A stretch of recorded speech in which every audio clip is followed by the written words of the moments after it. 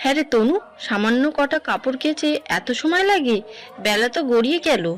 তনু ছোট্ট করে উত্তর দেয়, এই তো হয়ে গেছে মা। আঞ্জুয়ারা আর কোনো কথা বলে না, রূপকে নিয়ে নিচে চলে যায়।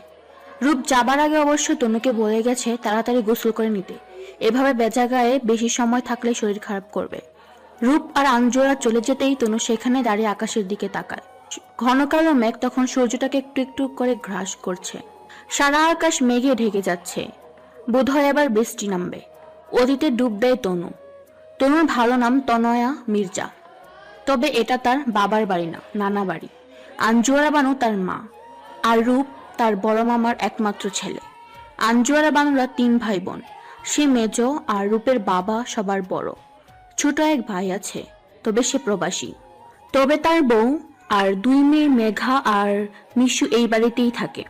বড় মেয়ে মেঘা কলেজে হোস্টেলে আছে, আর তনুর ছোট মামি ছোট মেয়ে মিশুকে নিয়ে বাপের বাড়ি গিয়েছে। এই বাড়ির বর্তমান হর্তাকর্তা আঞ্জুয়ারা বেগম। তাকে সবাই মোটামুটি ভয় পেয়ে চলে। রূপের বাবা রওশন চৌধুরী অনেক বছর আগেই মারা গিয়েছে একটা অ্যাক্সিডেন্টে। আঞ্জু বলতেই তিনি একগাল ভাত বেশি খেতেন। বোনের উপর তার ছিল অগাধ বিশ্বাস আর অসীম ভালোবাসা, তাই ব্যবসা আর পরিবারের সব দায়িত্ব তাকেই দিয়ে গিয়েছেন।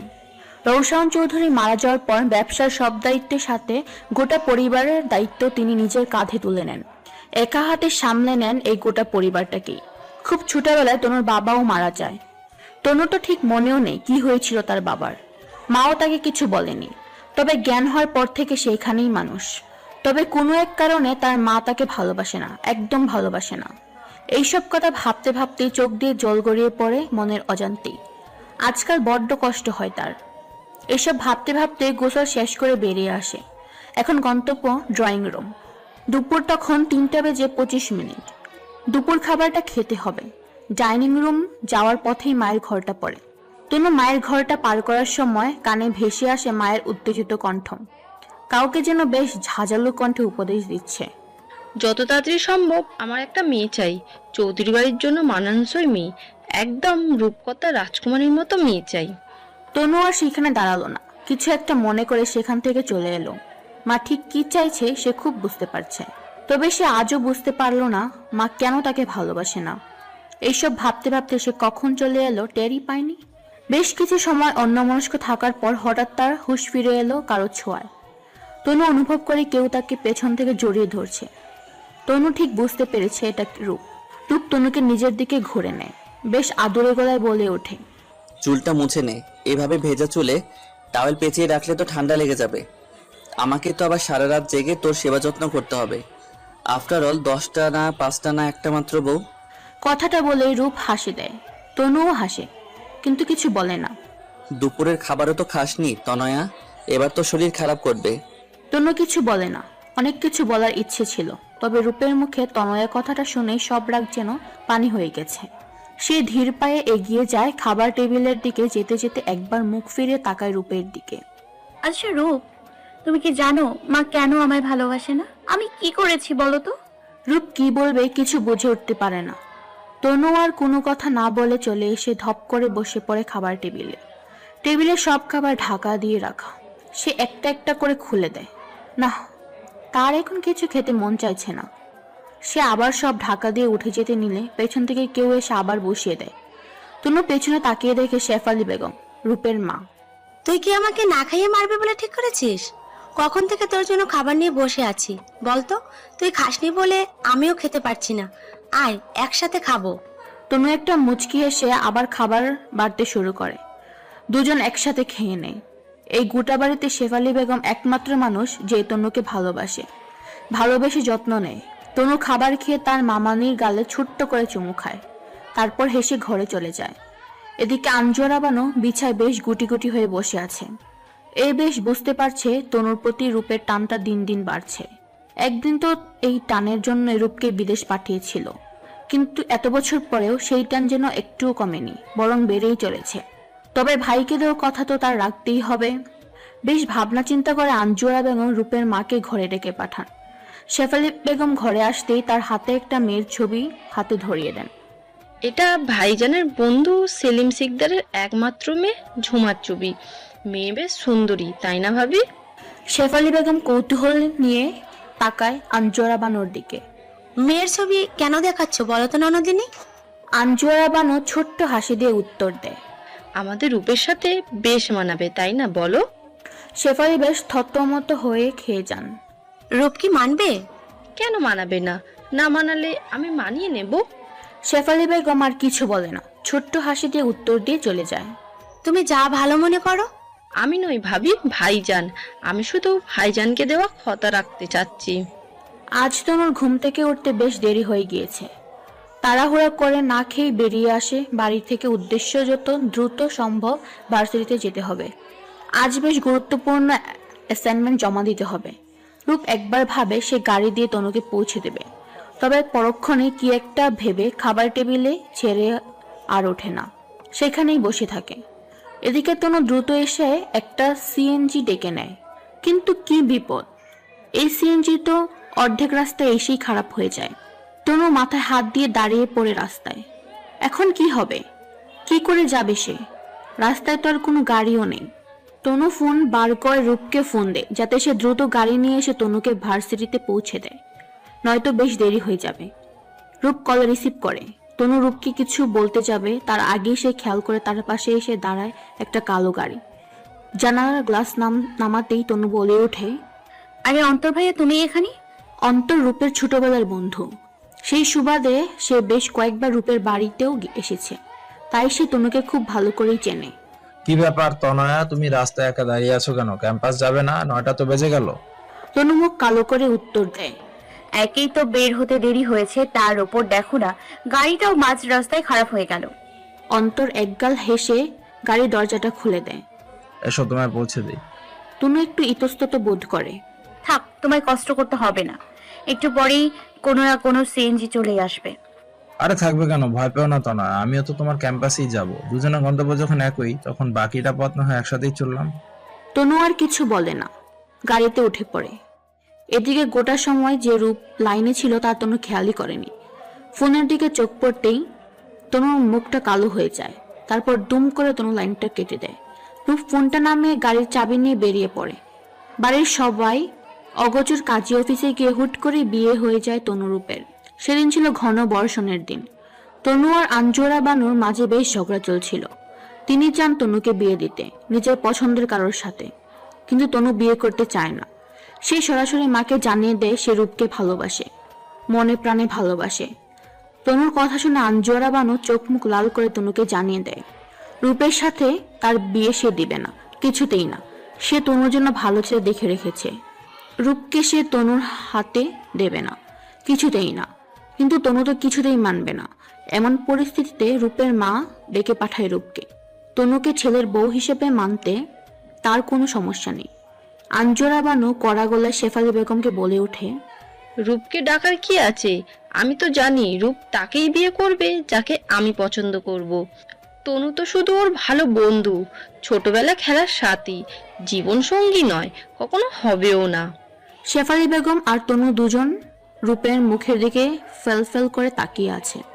সে হয়তো বলবে তার তনুকে চাই জীবনসঙ্গী হিসেবে, কিন্তু সবাইকে অবাক করে দিয়ে রূপ কিছুই বলে না, মাথা নিচু করে সেখান থেকে চলে যায়। আঞ্জুরা বানু এবার একটা বিজয় হাসি হেসে তনুকে জানিয়ে দেয় সে যেন আর জেদ দেখিয়ে না বসে থাকে, হয়ে সে মায়ের পছন্দ মতো কাউকে বিয়ে করবে, নয়তো যে এক্ষুনি বাড়ি থেকে বেরিয়ে যায়। তনু ফেল করে তাকিয়ে থাকে মায়ের দিকে। আঞ্জুরা বানু একটু দম নিয়ে সব রাগ খুব একসাথে করে তনুর দিকে তাকায়। নিজের অজান্তেই বলে ওঠে, তনয়া, তুমি একদম তোমার মায়ের মতো একরকম জেদি, আমার সব সময় কষ্টের কারণ। তনু মায়ের কথা কিছু বোঝে না। মা মাঝে মাঝে এমন অনেক কথা বলে যা তনু বোঝে না, মাও বোঝাতে চায় না। মাকে তেমন কিছু না বললে শুধু একটা কথাই বলে, তুমি আমায় কেন ভালোবাসো না মা? কেন চাও না আমি ভালো থাকি? আমি তো তোমার মেয়ে। আঞ্জুরা বানু বেশ শান্ত গলায় জবাব দেয়, আমি চাই তুমি ভালো থেকো, তবে রূপের সাথে নয়, তুমি রূপের যোগ্য নয়। তনু কিছু না বলেই বেরিয়ে যায় বাহিরে। আর কথা বলে লাভ নেই। আঞ্জুরা বানু কিছু বলে না মেয়েকে, আটকানোর চেষ্টাও করে না। প্রায় সন্ধে হয়ে এসেছে, বাহিরে টিপটিপ বৃষ্টি পড়ছে। তনু বাড়ির পেছনের দোলনায় বসে আছে। সারা শরীর চুয়ে চুয়ে পানি পড়ছে। সেই সকাল গড়িয়ে সন্ধে হলো, তনু এখনো সেখানেই বসে আছে। হঠাৎ সে অনুভব করে কেউ তার কাঁধে হাত রেখেছে। তনু উঠে দাঁড়িয়ে পেছন ফিরতেই দেখে রূপ। রূপ দুম করে তনুকে জড়িয়ে ধরে। তনুকে কিছু বলতে না দিয়ে সে বলে ওঠে, আমাকে বিয়ে করবি তনয়া? আমি তোর সাথে থাকতে চাই, সারা জীবন থাকতে চাই। তনু রূপের গালে হাত রেখে রূপকে জিজ্ঞেস করে, আমায় ভালোবাসো? রূপ একটু থেমে উত্তর দেয়, তোর ভালোবাসায় যে আমাকে বড্ড পোড়াবে। আমি তো পড়তে চাই না, কিন্তু তনয়া চল বিয়েটা করে ফেলি। আর পেছনে ফিরে তাকায়নি। তনু শক্ত করে রূপের হাতটা ধরে নেয় সে। এসব ভাবতে ভাবতে বেশ দ্রুত গাড়ি ছুটিয়ে চলছে রূপ। সামনে দেখা যাচ্ছে অন্তরের গাড়িটা। রূপ দম করে অন্তরের গাড়ির সামনে এসে নিজের গাড়িটা দাঁড় করিয়ে দেয়। একটুর জন্য গাড়ি ধরে পরস্পরকে ধাক্কা দেয়নি। অন্তর রূপকে দেখে বেশ রেগেই গাড়ি থেকে নামে। Are you crazy? ঠিক সময় ব্রেক না করলে কি হতো ম্যান? তুই তো মূর্তির সাথে আমি আর তনুও। রূপ গাড়ি থেকে বেরিয়ে বেশ ঠান্ডা গলায় উত্তর দেয়, মরে যেতাম তো যেতাম, এমনিতেও তুই আমার প্রাণটাই নিতে চাস, ইভেন সেটা নেওয়ার ট্রাইও করছিস। অন্তর রূপের কথার আগামাথা বুঝে না। রূপ অন্তরকে হাক করে, কুশল বিনিময় করে নেয়। সে রূপের বেশ ছোটবেলার বন্ধু। অন্তরকে হাক দিয়ে সে তনুর দিকে তাকায়। তনু মনে মনে এমন কিছু একটা আন্দাজ করছিল। তনু গুটিসুটি মেরে গাড়িতে বসে আছে। রূপের তনুর কাছে গিয়ে গাড়ির দরজা খুলে দেয়। আমার সাথে যাবি চল। থাক না, তুমি আবার কেন কষ্ট করবে? আমি আর অন্তর ভাইয়া যাই, আর তো একটুখানি রাস্তা আছে। মাঝে অন্তর বেশ বিরক্তির সাথে বলে ওঠে, আরে আশ্চর্য তো, আমি তনুকে নিয়ে পালিয়ে যাবো নাকি? ক্যাম্পাসেই তো যাবো। তুই কেন যাবি? Surprise bro. রূপ বেশ বিরক্তির সাথে উত্তর দেয়। তোর সারপ্রাইজ তোর কাছে রাখ, আমি চললাম। রূপ কিছুটা রেগে ধমকে দেয় তনুকে, কারণ তনু এখন গাড়ি থেকে বের হচ্ছে না। তনু কিছু না বলে হাসে, শুধু হাসে। অন্তর রূপের কাজে বেশ বিরক্ত হয়। রূপ কেন যে তাকে তনুর আশেপাশে ঘেঁষতে দেয় না তা সে বোঝে না, একদম বুঝে না। সব ভাইয়ারা বোধহয় এমনই হয়। কথা বলে অন্তর মনে মনে হাসে। রূপ আর তনু পাশাপাশি গাড়িতে বসে আছে। রূপ ড্রাইভ করছে আর তনু তাকিয়ে আছে রূপের দিকে। রূপ একরকম বিরক্ত হয়ে তনুকে জিজ্ঞেস করে, কি দেখছিস? ভালোবাসি। কাকে? কি বলো আবার, কাকে? তোমাকে। রূপ কিছু বলে না। কি হলো বলো না একবার, তুমি আমায় ভালোবাসো? তনুর মন খারাপ হয়ে যায়। জন্মের পর থেকে সে রূপকে দেখেছে। সব আকর্ষণ, ভালো লাগা, মন্দ লাগা সবটা রূপকে ঘিরেই ছিল। তবে রূপ কখনো নিজেকে উজাড় করে দেয়নি তনুকে। দুজনেই চুপ। হুট করেই তনু খেয়াল করে রূপ তাকে তার ক্যাম্পাসে নিয়ে যাচ্ছে না। এই রাস্তা তো তার ভার্সিটির রাস্তা নয়। কোথায় যাচ্ছি আমরা? বলবে তো কোথায় যাচ্ছি? ক্লাসে যাব না আমি? আমার তো ইম্পর্টেন্ট। রূপ তনুকে কিছু বলতে না দিয়ে বলে ওঠে, তনয়া, আমি যদি তোকে গোটা পৃথিবীর থেকে আলাদা করে নিজের কাছে রাখতে চাই, তুই কি আসবি আমার সাথে? তনু মুচকি হাসে। রূপের গাড়ি একবারে থামে একটা রেস্টুরেন্টের সামনে। রূপ তনুকে ভেতরে বসিয়ে খাবার অর্ডার করে দেয়। তনু যে সকালে কিছু খায়নি তা তার বেশ মনে আছে। তনু খাবারটা মুখে নেবে, তখনই রূপের ফোনে কল আসে আঞ্জুয়ারা বানুর। রূপ ফোনটা ধরতেই তিনি বেশ উত্তেজিত বলে ওঠে, রূপ, তাড়াতাড়ি বাড়ি চলে আয়, কে এসেছে দেখ। এবার বোধহয় আমার মনের আশা পূর্ণ হবে। রূপ ভ্রু কুচকে প্রশ্ন করে, কে এসেছে মামুনি? এক্ষুনি বাড়ি আয় প্লিজ বাবা, দেরি করিস না। তনু খাবারটা একবার মুখে নিয়ে প্লেটে রেখে দেয়। বাড়ি চলে যাও, আমার কথা ভাবতে হবে না। আমি বন্ধুর বাড়ি চলে যাব। আর হ্যাঁ, আমি একাই চলে যাব, পৌঁছে দিতে হবে না, তাতে দেরি হয়ে যাবে। রূপ শুধু অসহায় দৃষ্টিতে তনুর দিকে তাকিয়ে আছে। তনু রূপকে কিছু না বলে রেস্টুরেন্ট থেকে বেরিয়ে আসে। তার ভীষণ কান্না পাচ্ছে। সে জানতো মায়েরা পৃথিবীর সব সুখ সন্তানকে উজাড় করে ঢেলে দেয়, কিন্তু তার মাঝে শুধু তাকে কষ্টই দিয়ে গেল, শুধুমাত্র কষ্ট। বাড়িতে বিয়ে বিয়ে সাজ, বাড়ি ভর্তি লোকজন। রূপ তখন তনুকে একা একা বন্ধুর বাড়িতে যেতে দেয়নি। একবার সঙ্গে নিয়ে ভার্সিটিতে যায়। অ্যাসাইনমেন্টটা জমা দিয়ে সঙ্গে করে নিয়ে বাড়ি ফেরে। তনু আর রূপ ভেতরে ঢুকতে আঞ্জোরা বানু আর তার ছোট চাচি তাদের পথ আটকে দাঁড়ায়। তনু আর রূপ ছোট চাচিকে দেখে বেশ অবাক হয়। তার তো আর বেশি কিছুদিন পর ফেরার কথা ছিল। সে বাপের বাড়ি গিয়েছিল তার বড় ভাইয়ের মেয়ের বিয়ে উপলক্ষে, হঠাৎ আজই ফিরে এলো। তনু আর রূপকে কিছু না বলতে দিয়ে তিনি একা একাই বলে ওঠেন, নিজের বাড়ির বিয়ে দেখিয়ে কি আর অন্যের বাড়ি বিয়ে খেয়ে বেড়াবে? আগে তো নিজের সংসারে কাজ সারাবি, পরে না হয় বাবার সংসারের কাজ। তাকে কথার মাঝে থামিয়ে দেয় আঞ্জুয়ারা বানু। ধমকের সুরে বলে ওঠেন, তনুকে ঘরে নিয়ে যা তো। কথা তো পরেও বলা যাবে, আগে তো সব ঠিকঠাক হোক। খাটের ওপর সব রাখা আছে, একটু সাজিয়ে গুছিয়ে নিয়ে আসিস। আর কোনো সমস্যা হলে আমাকে ডাকবি। কথাটা বলেই তিনি রূপকে টেনে নিয়ে যায় ড্রয়িং রুমে, আর তনুকে নিয়ে যায় তার ছোট চাচি। রূপ আর তনু বাড়ির ভেতরে পা দিতেই খেয়াল করে অন্তর এসেছে। অন্তর একা নয়, অন্তরের বাবা মা, বড় ভাই, ভাবি আর সঙ্গে তার দাদিও এসেছে। একরকম অন্তরের গোটা পরিবার উপস্থিত। রূপকে আঞ্জুয়ারা বানু ড্রয়িং রুম তাদের সামনে একটা সোফায় বসতে দেয়। শেফালি বেগম সবাইকে নাস্তা দিচ্ছিল। রূপ একটু অবাক হয়, তবে নিজেকে কিছুটা সামলে নিয়ে অন্তরের বাবা মাকে সালাম দেয়। আসসালামু আলাইকুম আন্টি আঙ্কেল, কেমন আছেন আপনারা? তারা দুজনেই সালাম নেয়। অন্তরের মা বেশ আদুরে কণ্ঠে জবাব দেয়, হ্যাঁ রে রূপ, তুই কি আমাদের ভুলে গেলি? আগে কত আসতিস বলতো, এখন তো খোঁজও নিস না। রূপ ছোট্ট একটা হাসি দিয়ে অন্তরের দাদির পাশে গিয়ে বসে পড়ে। দাদির হাত চেপে ধরে। কি সুইট 16, কেমন আছো? অন্তরের দাদি রূপের গালে মাথায় হাত বুলিয়ে দেয়। তোমার মতো বর ছাড়া কিভাবে ভালো থাকি বলো তো? তাই তোমার মার সাথে কথা বলতে এসেছি। তোমার মা আর মামুনি অনুমতি দিলেই ভাবছি আজই শুভ কাজ সেরে নেব, তোমাকে বিয়ে করে নিয়ে যাব। কি গো বর মহাশয়, তুমি কি রাজি এই বুড়োকে বিয়ে করতে? এবার রূপের সাথে সাথে সবাই হেসে ওঠে। খুব রাজি। তোমার মতো সুইট বউ পেলে রাজি না হয়ে কি পারা যায়? রূপ বেশ সিরিয়াস ভঙ্গিতে অন্তরকে জিজ্ঞেস করে, কিরে অন্তু, হঠাৎ তো এইভাবে, কোনো সমস্যা হয়েছে? অন্তর মুচকি হাসে। কেন, কোনো সমস্যা ফেলে দিলাম নাকি? না তেমন কিছু না, হঠাৎ এইভাবে এলি তাই আর কি। বলেছিলাম না সারপ্রাইজ আছে। মানে কিসের সারপ্রাইজ? তুই তো মাঝে মাঝে বোনের প্রোটেক্টিভ ভাই হয়ে যাস, তাই ভাবছিলাম এবার বাইরের লোক থেকে সোজা পার্মানেন্ট লাইসেন্সটা ধারী ঘরের লোক হয়ে যাই, যাতে করে তুই আর মাঝ রাস্তায় হিরো হিরোইনের মাঝে ভিলেন হয়ে না যাস। ওই যাকে বলে কাবাব মে হাড্ডি হ্যায়। কথাটা বলে সে হেসে ওঠে। আঞ্জুয়ারা বানু মাঝেই বলে ওঠে, আসলে অন্তরের মা বাবা অনেক আগেই অন্তর আর তনুর বিয়ের ব্যাপারটা বলেছিল আমায়। তাদের তনুকে বেশ পছন্দ অন্তের জন্যে। আমিও বলেছিলাম আর কয়েকটা দিন যাক। আজকে হঠাৎ আবার বললো, আমিও আর না বললাম না। শুভ কাজে বেশি দেরি করতে নেই।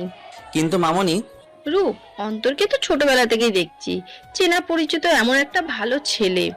অন্তর চাকরি পেয়েছে তনুর ভার্সিটিতে। দুইজনের চোখের সামনে থাকবে, মিলমিশও হয়ে হবে না, বলার প্রশ্নই ওঠে না। তো বন্ধুরা, এতক্ষণ ধরে গল্পটি শুনেছ। গল্পটি তোমাদের কাছে কেমন লাগছে? যদি গল্পটি ভালো লেগে থাকে এবং এ ধরনের গল্প আরও শুনতে পছন্দ করো, তাহলে এক্ষুনি নিচে থাকা সাবস্ক্রাইব বাটনটি টিপে আমাদের পরিবারের একজন সদস্য হয়ে যাও এবং গল্পটি কন্টিনিউ করো। আর হ্যাঁ, একটি সুন্দর কমেন্ট করতে কিন্তু ভুলবে না। রূপ কিছু বলতে গিয়েও থেমে যায়। সেখান থেকে উঠে সোজা তনুর রুমে যায়। তনু বিছানায় বসে কাঁদছে, আর রূপের ছোট চাচি বারবার তনুকে বোঝানোর চেষ্টা করছে যাতে সে রাজি হয়ে যায়। এমন গো ধরে না থেকে তাড়াতাড়ি তৈরি হয়ে নেয়। রূপ চাচিকে বাহিরে যেতে বলে। তিনিও সেখান থেকে চলে যান, কারণ সে জানে তনু বাড়িতে কারোর কথা না শুনলেও রূপের কথা ঠিকই শুনবে। ছোট চাচি বের হতেই তনু রূপের বুকে আছড়ে পড়ে। সে কাঁদছে, হাউমাউ করে কাঁদছে। এখন কি হবে? রূপ কিছু বলছে না, চুপ করে আছে। চলো না আমরা সবাইকে বলে দিই, আমরা তো অলরেডি বিয়ে করেই ফেলেছি। আমি কিভাবে আবার অন্তর ভাইকে বিয়ে করতে পারি? রূপ চুপ করে আছে। তনু আবারও রূপকে জড়িয়ে ধরে, শক্ত করে জড়িয়ে ধরে। আমি তো তোমায় সত্যিকারের ভালোবেসেছি, এভাবে কি করে ভুলে যাব তোমায়? চলো না পালিয়ে যাই সবকিছু থেকে দূরে। কথার মাঝে আগমন ঘটে আঞ্জুয়ারা বানুর। তিনি বেশ হুঙ্কারের সাথে তনুকে বলে রূপকে ছেড়ে দেওয়ার জন্য। তনু এখনো রূপকে ধরেই রেখেছে। সে তো কোনো কিছুরই পরোয়া করে না, তার তো শুধু রূপকেই চাই। তবে রূপ নিজেকে সামলে নিয়ে তনুকে নিজের থেকে ছাড়িয়ে এনে আঞ্জুয়ারা বানু রূপকে নিচে যেতে বলে। অন্তরের পরিবারকে সামলাতে হবে, আজ তারা তো এই বাড়ির মেহমান। এইসব খেয়াল রূপকেই রাখতে হবে, কারণ বর্তমানে রূপই এই বাড়ির একমাত্র পুরুষ মানুষ। সব দায়িত্ব তো তাকেই নিতে হবে। রূপ মামনির কথার কোনো প্রতিবাদ করে না, সেখান থেকে চলে যেতে থাকে। তবে যাওয়ার আগে তনুকে বলা তার শেষ কথা ছিল, তনয়া আমায় বিশ্বাস করিস? রূপের কথায় তনুর মুখে হাসি ফুটলে ও আঞ্জুয়ারা বানু বুকটা যেন ধক করে ওঠে। তবে কি রূপ বদলে যাচ্ছে? সব কি তার হাতের বাইরে চলে যাবে? আঞ্জুয়ারা বানুর ভাবনায় ছেদ ঘটে তনু বলে ওঠে, মা কেন তুমি আমায় ভালোবাসো না? তিনি বেশ বিরক্তের সাথে বলে ওঠে, বারবার এক কথা বলো না তো। যাও, মুখ হাত ধুয়ে আসো। আজ আমি নিজে তোমায় সাজিয়ে দেব। তুমি তো আমারই মেয়ে, আর আমি তোমার মা। আমি রূপকে ভালোবাসি। রূপ তোমায় ভালোবাসে না। মা প্লিজ। তনু, এটা আবেগ। রূপ যা করছে সব আবেগের বশে করছে, এর থেকে বেশি কিছু নয়। তনুর মাথায় হুট করে যেন গরম হয়ে গেল। বেশ জোর গলায় বলতে ইচ্ছা করছে, একজন প্রাপ্তবয়স্ক মানুষ কি শুধু আবেগের বশেই কাউকে বিয়ে করে নিতে পারে? না, পারে না। আবেগ, মায়া, ভালোবাসা সবকিছু মিলেই তো একটা মানুষ আর আরেকজন মানুষকে নিজের জীবনে আমন্ত্রণ জানায় জীবন সঙ্গী হিসেবে। রূপ তাকে নিজের জীবনে জায়গা দিয়েছে, স্ত্রী হিসেবে গ্রহণ করেছে। এটা কি করে শুধু আবেগ হয়? এটা কি ভালোবাসা নয়? তবে তনু কিছু বলতে পারছে না। আঞ্জুরা বানু তনুর এত শত ভাবনার মাঝে বলে ওঠে, কি ভাবছো? রূপ কি কখনো তোমায় নিজের মুখে বলেছে তোমায় ভালোবাসে? না তো। তাহলে? তনু মাথা নিচু করে আছে। সত্যি, রূপ কখনো তাকে বলেনি সে তনুকে ভালোবাসে। তবে সব ভালোবাসার কথা কি মুখ দিয়ে বলতে হয়? তিনি এবার বেশ শান্ত গলায় বলেন, তনয়া, আমি তোমায় বলছি, যাও তৈরি হয়ে নাও। এখানে আমার আর এই পরিবারের সম্মান জড়িয়ে আছে। কোনো সিন ক্রিয়েট করো না। আমি কথা দিচ্ছি, আজই কোনো সিদ্ধান্ত নেব না। সময় দেবো তোমাকে, নয়তো আমি তোমায় জোর করব। আর তুমি তো জানো রূপ আমার মুখের ওপর কথা বলে না। যাও। তনুকে সাজিয়ে গুছিয়ে নিচে আনা হয়েছে অন্তরের পরিবারের সামনে। তারা অবশ্য তনুকে আগে থেকেই পছন্দ করেন। সবচেয়ে বড় কথা, অন্তর চায় তনুকে, তাতে তার পরিবারেরও কোনো আপত্তি নেই। অন্তরের ভাবি হুট করে তনুর খোপায় কয়েকটা ফুল গুজে দেয়। এগুলো অন্তর এনেছে। সে নিজে দিতে পারবে না বলে ভাবিকে বলেছিল তনুকে দেওয়ার জন্য। রূপ দূরে বসে সব দেখছে, কিন্তু কিছু বলছে না, যেন সে মৌন ব্রত রেখেছে। এবার সেই বিশেষ সময় যখন পাত্রপক্ষ তাদের হবু কন্যাকে রিং পরাবে। এমন সময় দুম করেই রূপ এসে তনুর পাশে বসে। সবাই কিছু বুঝে ওঠার আগেই অন্তরের দাদাকে উদ্দেশ্য করে বলে ওঠে, দেখো তো দিদামণি, তনয়াকে আমার সাথে কেমন মানিয়েছে। সতীন হিসেবে তনুকে পছন্দ হয়েছে তোমার? রূপের এমন কথা সবাই বেশ থতমত হয়ে যায়। অন্তরের দাদি স্লান হেসে উত্তর দেয়, আমি তো সতীনের সংসার করতে পারবো না, তার চেয়ে বরং তনু আমার নাতবই হোক, আর তুমি আমার বর। কথাটা বলেই তিনি উঠে তনুর হাতে বালা পরিয়ে দিতে আসেন। রূপ দাদিকে বাধা দেন। দিদার হাত থেকে বালা নিজের হাতে নেয়। এগুলো তনুর জন্য নয়, যত্ন করে রেখে দাও ভবিষ্যতের জন্য, কারোর জন্য। দিদা বেশ অবাক হয়ে প্রশ্ন করে, মানে? মানে আমার বউকে আমার সামনে বিয়ে দিতে চাইছো? তুমি তো দেখছি খুব হিংসুটে। সতীন বিদায় করে নতুন বন্ধা নাকি এটা? কথাটা বলেই রূপ তনুর হাতটা নিজের দুই হাতের মধ্যে মুষ্টিবদ্ধ করে নেয়। এই বিয়ে হবে না দিদা, প্লিজ। এবার পরিস্থিতি কেমন একটা হয়ে গিয়েছে। সবার একে অপরের মুখে তাকাতাকি করছে। কারো আর বুঝতে বাকি নেই রূপ চাইছে না বিয়েটা হোক। আঞ্জুরা বানু এবার নড়ে চড়ে বসেন। পরিস্থিতি সামাল দিতে তিনি বিয়ে সংক্রান্ত কার্যক্রম এখনই বন্ধ করে দেন। আসলে তনুর পড়াশোনা তো শেষ হয়নি, আগে শেষ হোক। তাই তনু এখন বিয়ে টিয়ে করতে চাইছে না। আর রূপও তো একটা পাগল, সেসব না বলে শুধু শুধু পাগলামো করেছে। স্পষ্ট বললেই তো হয় তনু এখন বিয়ে করবে না। আর ও তো তনুর হ্যাঁতে হ্যাঁ মেলাবেই। অন্তর, তুমি তো রূপকে চেনোই, ও তো মজা করেছে। আঞ্জুরা বানুর কথায় সবাই মলিন হাসি হাসে। রূপ এখন তনুর হাত ধরে রেখেছে। সবাই ব্যাপারটা একটু সংকোচের সাথে মেনে নিলেও অন্তর বেশ বুঝতে পারছে রূপ চাইছে না। অন্তর এতদিন রূপের ব্যবহার ফরমালি নিলেও আজকের ঘটনায় সে নিশ্চিত রূপ তনুকে চায়। সে শুধু শুধু ওদের মাঝে আসতে যাচ্ছিল। এখন অবশ্য তার লজ্জা লাগছে, বেশ লজ্জা লাগছে। অন্তরের পরিবারকে দুপুরের খাবার খাইয়ে ভালোভাবে বিদায় দিয়ে নিজের ঘরের বিছানায় এসে বসেন আঞ্জুরা বানু। সঙ্গে রূপের মা আর চাচিও আছেন। আঞ্জুরা বানু একটা পান সেজে রূপের মায়ের হাতে দিয়ে প্রশ্ন করে, আচ্ছা ভাবি, তনুকে তোমার কেমন লাগে? তিনি মৃদু হাসেন। কেমন আবার লাগবে? ছোট থেকে তো তনুকে আমি মানুষ করেছি আমার মতো করে। রূপ তো তোমার হাতে মানুষ। ছেলেটা সেই ছোট থেকেই তুমি ছাড়া কিছুই বুঝতো না। আমার তনুই তো আমার পায়ে পায়ে ঘুরতো, তুমি তো তনুকে দেখতেই পারতে না। কথাটা বলতে গিয়ে তিনি থেমে যান আর চোখে তাকান আঞ্জুরা বানুর দিকে। বেশ থতমত খেয়ে যান। আসলে আমি অমন ভাবে বলতে চাইনি। না, ঠিকই তো বলেছে, তনুকে আমি ভালোবাসি না। রূপের চাচি এবার নীরবতা ভেঙে বলে ওঠেন, সে যাই হোক, রূপের সাথে তনুর বিয়ে হলে মন্দ না, দুজনে একসঙ্গে সঙ্গে থাকবি, আর তনুও পরে বাড়ি যেতে হবে না। শেফালি বেগমও তাতে সহমত প্রকাশ করেন। আনজোয়ারা বানু শেফালি বেগমকে ধমক দিয়ে থামিয়ে দেন। না, সেটা সম্ভব না। সে রূপ যাই বলুক, তনুর যোগ্য নয়।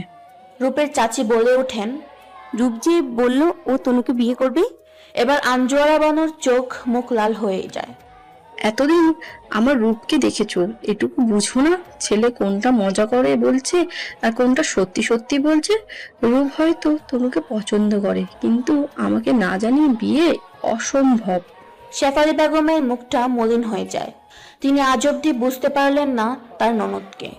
তার যে তনুর উপর কিসের এত রাগ তিনি বুঝতে পারেন না। তবে তিনিও মনে মনে চান রূপ আর তনুর বিয়েটা হোক। সন্ধ্যায় রূপ ছাদে বসে স্মোক করছিল, অতিরিক্ত টেনশন থেকে মুক্তির পথ। তনু কোথা থেকে এসে রূপকে পেছন থেকে জড়িয়ে ধরে। রূপ সিগারেটটা ফেলে দেয়। আমার এখন তোমার চুমু খেতে মন চাইছে, তবে খাবো না। রূপ তনুকে ছাড়িয়ে নেয়, চোখে মুখে চিন্তার ছাপ। তনু একটু অপ্রস্তুত হয়ে যায়। কি হয়েছে? কি এত ভাবছো? মামুনিকে সবটা বললে কেমন রিয়েক্ট করবে বুঝতে পারছি না। মা বোধহয় খুব রাগ করবে। মামুনি কিছু খুব কষ্ট পাবে। কি কিছু না। হুট করে বিয়ে করাটা বোধহয়। রূপ থেমে গিয়ে আর চোখে তনুর দিকে তাকায়। আফসোস হচ্ছে তো, আফসোস করে লাভ নেই। কেন? কেন আবার? তোমাকে বিয়েটা তো করেই নিয়েছি, এখন ভাবছি 2-4টা বাচ্চা কাচ্চা নিয়ে নেব, তাতে তো মার আফসোস 2 গুণ 3 গুণ হয়ে যাবে। তারপর একেবারে বাচ্চা কাচ্চা সহ মায়ের কাছে গিয়ে বলে দিব আমরা চুপি চুপি বিয়ে করে নিয়েছি, বাচ্চাও নিয়ে ফেলেছি। এবার রূপ আর তনু দুজনেই হেসে দেয়। তাদের হাসি থেমে যায় কারোর পায়ের শব্দে। কেউ যেন উপরে আসছে। রূপ আর তনু দুজনেই একটু দূরত্ব নিয়ে দাঁড়ায়। আনজোয়ারা বানু এসেছে। তিনি এসে তনুকে নিচে যেতে বলেন, রূপের সাথে একা কথা বলবেন। তনু যেতে চায় না, সেও শুনতে চায় মা কি বলবে। তবে তিনি তনুকে একটা ধমক দিয়ে নিচে পাঠিয়ে দেয়। তনু মাকে একটা ভেঙচি কেটে নিচে চলে যায়। রূপের তনুকে দেখে ভীষণ হাসি পেলেও আনজোয়ারা বানুর সিরিয়াস মুখ দেখে আর হাসে না। তিনি রূপকে ছোট্ট করে প্রশ্ন করেন, কেন করলি এমন? কেমন? অন্তরের পরিবারের সামনে যা করলি, তাতে কি আমার মুখ ছোট হলো না? সত্যি তো বললাম। কোনটা সত্যি? আমি তনুকে ভালোবাসি, এটাই সত্যি। এবার আনজোয়ারা বানুর বুকটা ধক করে ওঠে।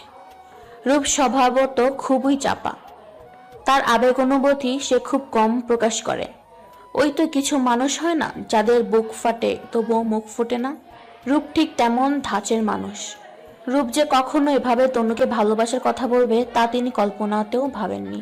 তিনি নিজেকে একটু সামলে নিয়ে রূপের মাথায় হাত রেখে একটু আদর করে দেয় রূপকে।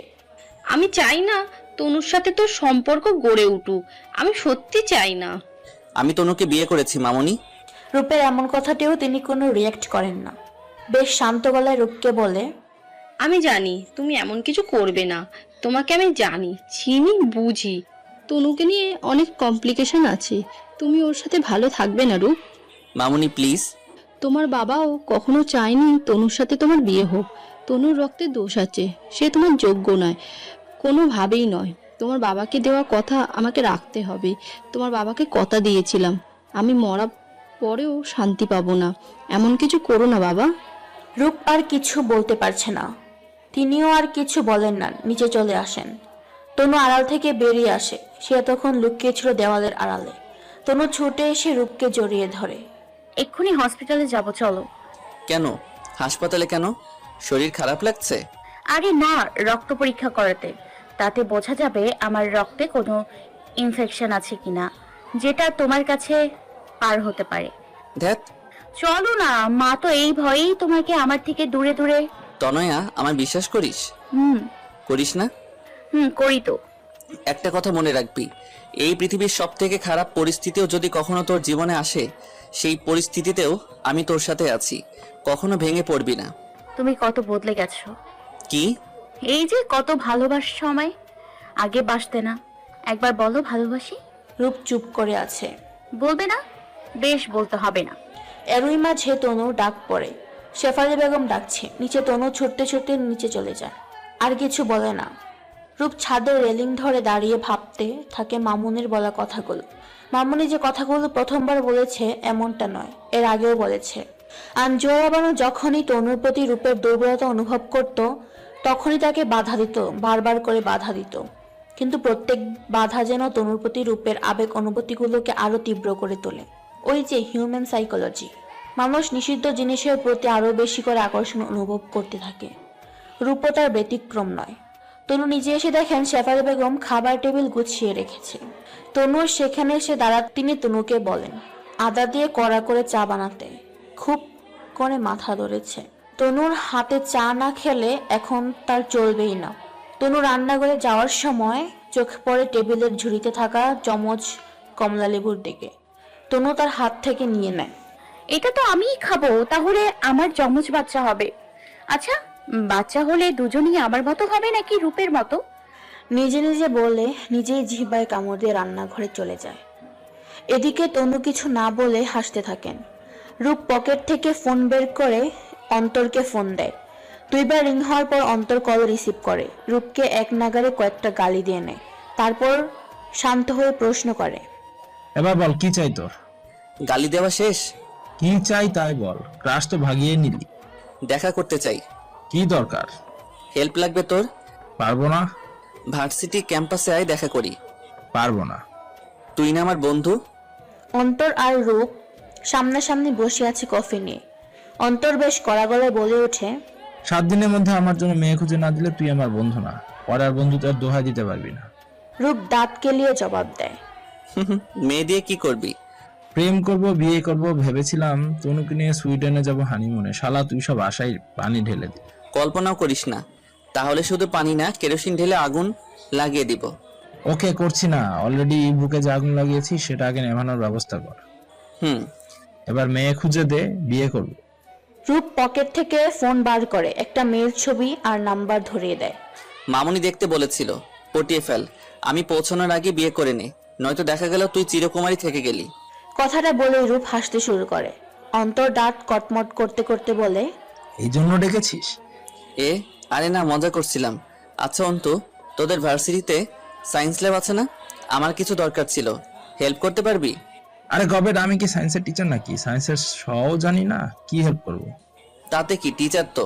আমার হেল্প চাই মানে চাই। কেমনি কি করবি তা তুই জানিস। কিন্তু হেল্পটা কি?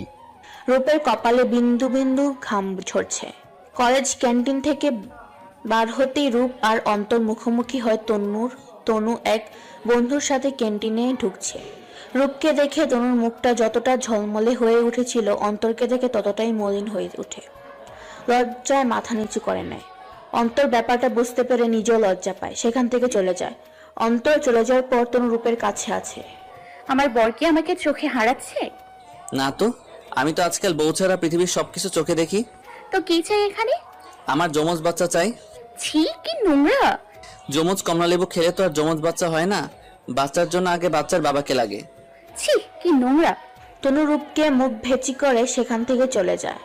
রূপ চলে যায় অন্তরের পেছন পেছন। কাজটা খুব জরুরি। সন্ধ্যায় আঞ্জুরা বানু একা একা ঘরে বসে আছে। আজ ঘরের আলোটাও জ্বালায়নি। তনু ঘরে এসে অন্ধকার হাতের লাইটটা জ্বালিয়ে দেয়। তুমি ঘর এমন অন্ধকার করে রেখেছো কেন মা? ভালো লাগছে না। তোমার কি মন খারাপ মা?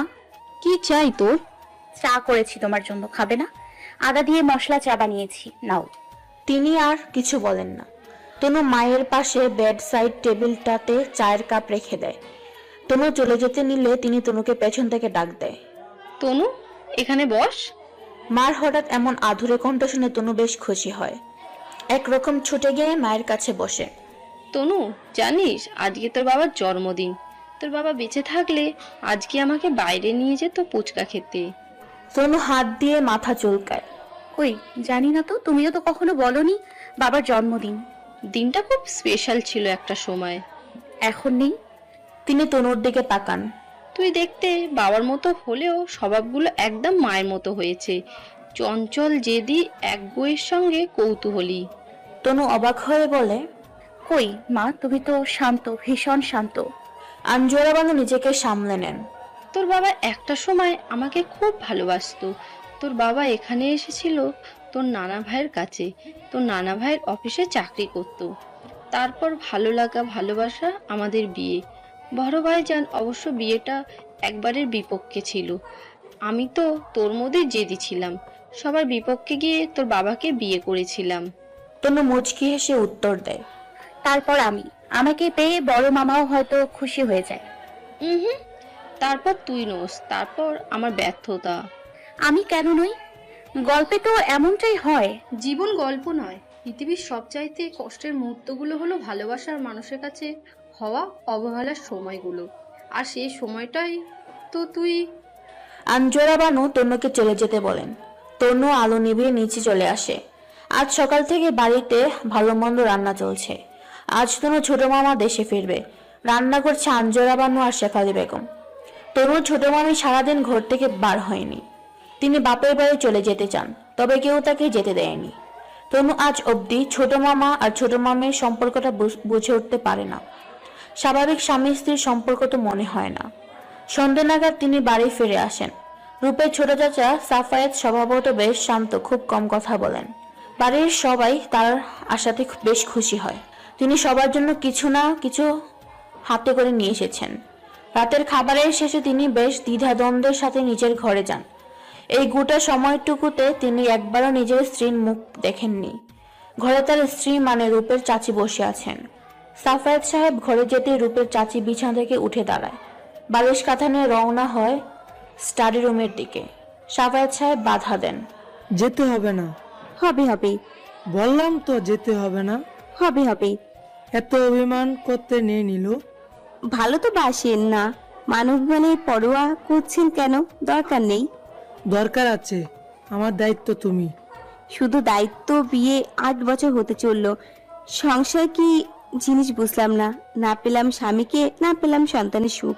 এমন জীবন কোনো মেয়ে চায় শুনি? আমি আমার অতীতটাকে ভালোবাসি। আর আমাকে? আমি তো বর্তমান। শুনুন, আমি চলে যাব ঘর থেকে। সাপের তাই স্ত্রী নীলুকে বিছানায় টেনে বসিয়ে দেয়। মাত্র 2 দিনের জন্য এসেছি, একটু কষ্ট করো, তারপর আবার চলে যাব। আমার ঘর সংসার সবই তো তোমার। সবাই আমার, শুধু আপনি ছাড়া। নীলু, তিনি নাক ফুলিয়ে উত্তর দেন। এমন তাসে ঘর গড়বেন বলেই কি এসেছিলেন? চাই না এমন জীবন। সাফায়েত আর কিছু বলেন না। এতদিনে নীলুর মনে অভিমানের পাহাড় জমে গিয়েছে। রাতে সবাই শুয়ে পড়ার পর তনু গুটি গুটি পায়ে ছাদের দিকে হাঁটা দেয়। সে জানে রূপ এখন ছাদে তার জন্য অপেক্ষা করছে। এটা যেন তাদের রোজকার ডিউটি। ঘুমানোর আগে নিজেদের মতো একটা ছোট্ট জগৎ তৈরি করে, তারপর সেই জগৎটাতে একটু সময়ের জন্য বেঁচে থাকা। তনু ছাদে গিয়ে এদিক ওদিক তাকায়, কই কোথাও তো রূপ নেই। এপাশ ওপাশ খোঁজাখুঁজি করে, অন্ধকারের মাঝে দেখতে পাচ্ছি না ঠিক মতো, তাই আলো জ্বালাতে হবে বলে পেছন ফিরতে রূপ তনুকে জড়িয়ে ধরে। তনু বেশ ভয় পেয়ে যায়। ভয় পেলি তনয়া? না, শুধু বুক ধরপড় করছে। কোথায় দেখি? না, দেখতে হবে না। ওকে দেখলাম না। কি ঢং, ঠিক ছোট মামার মতো। এখানে চাচ্চু এলে কোথা থেকে? কেন, দেখো না ছোট মামা কেমন করে ছোট মামিকে। মামি খুব কষ্ট পায়। ছোট চাচ্চু কাউকে একটা ভালোবাসতো, বাড়ির সবাই তাকে জোর করে ছোট মাম্মির সাথে বিয়ে দিয়ে দেয়।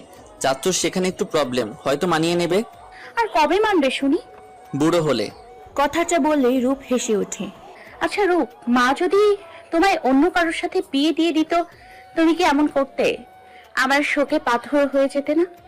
নতুন বউকে ভালোবাসতে না? পাগল নাকি? বিয়ের পর দিনে বউয়ের সাথে ঠিক করতাম কয়টা বাচ্চা নেবো, আর বিয়ের দিন ঠিক করতাম হানিমুনে কোথায় যাওয়া যায়। তোকে তো আমার মনেও পড়তো না।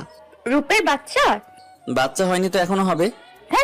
তনু, আমি কিন্তু আজকে স্মোক করিনি, তুই চাইলে আমাকে চুমু খেতে পারিস।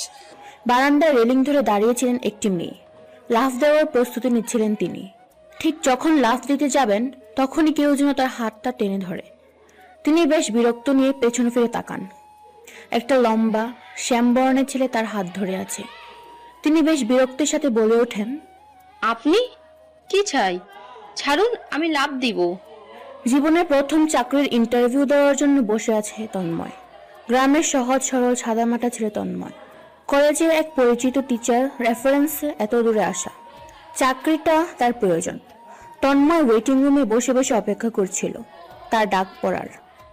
এমন সময় হঠাৎ করেই একটা মেয়ে ছুটে এসে দুম করে তাকে প্রশ্ন করে বসে, আচ্ছা শুনুন, 5 তলা থেকে লাফ দিয়ে কি মরে যাওয়া যায়? তন্ময় মেয়েটার দিকে তাকায়, পা থেকে মাথা পর্যন্ত চোখ বোলায়। মেয়েটা কান্নাকাটি করে নাক মুখ লাল করে ফেলেছে। দৌড়িয়ে আসার জন্য এখনো হাঁপাচ্ছিল মেয়েটি। তিনি একটু মাথা চুলকে উত্তর দেয়, হ্যাঁ যাই তো। 5 তলা কেন, 3 তলা থেকে লাফিয়ে পড়লেও মারা যাওয়া সম্ভব, যদি হায়াত না থাকে তো। মেয়েটা একটা ঢুক গেলে আবারও প্রশ্ন করে, কোনোভাবে বেঁচে যাব না তো? ধরুন একটা হাত ভেঙে বেঁচে গেলাম বা পা ভেঙে বেঁচে গেলাম। তন্ময় একটু বিরক্ত হয়।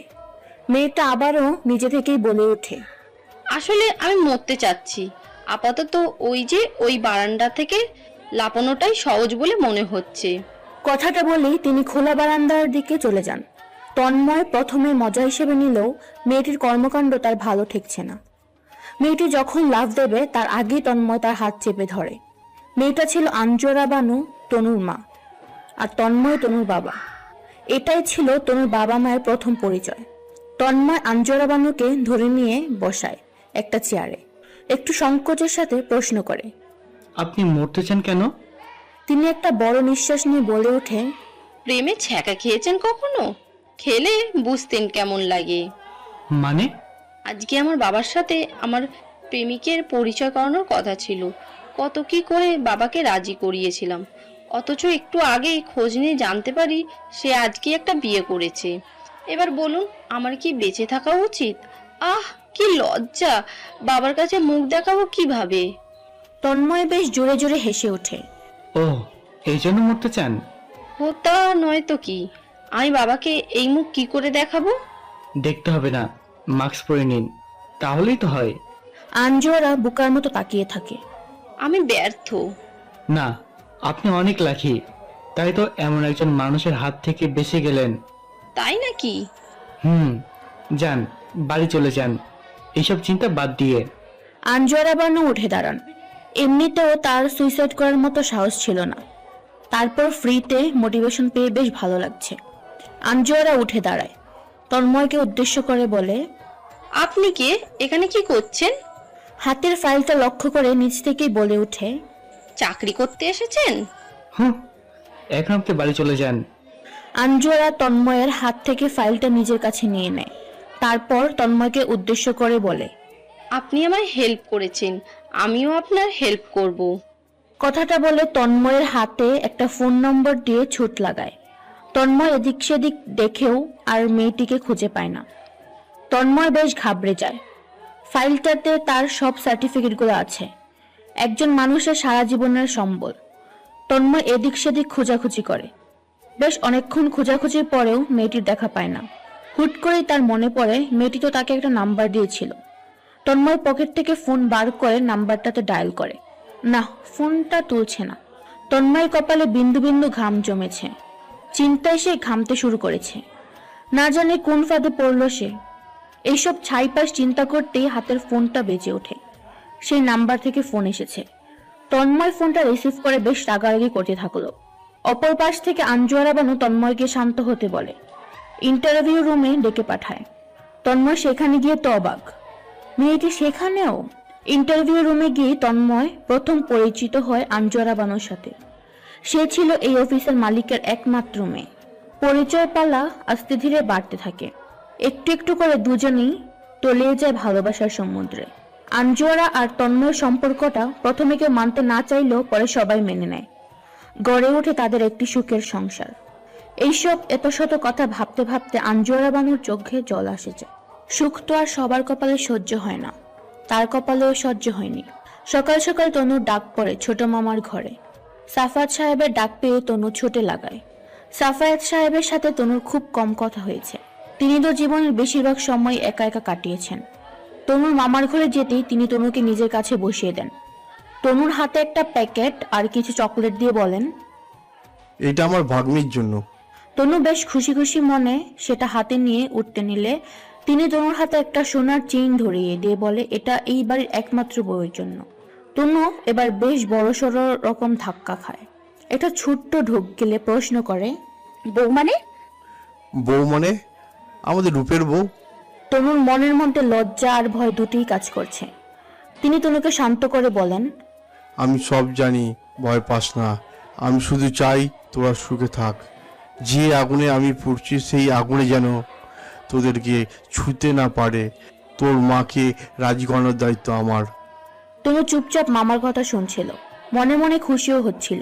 সাফায়েত সাহেব তার খুশিতে ফোড়ন কেটে বলে, যাও রূপকে ডেকে দাও। কেন, ওকেও গিফট দেবেন?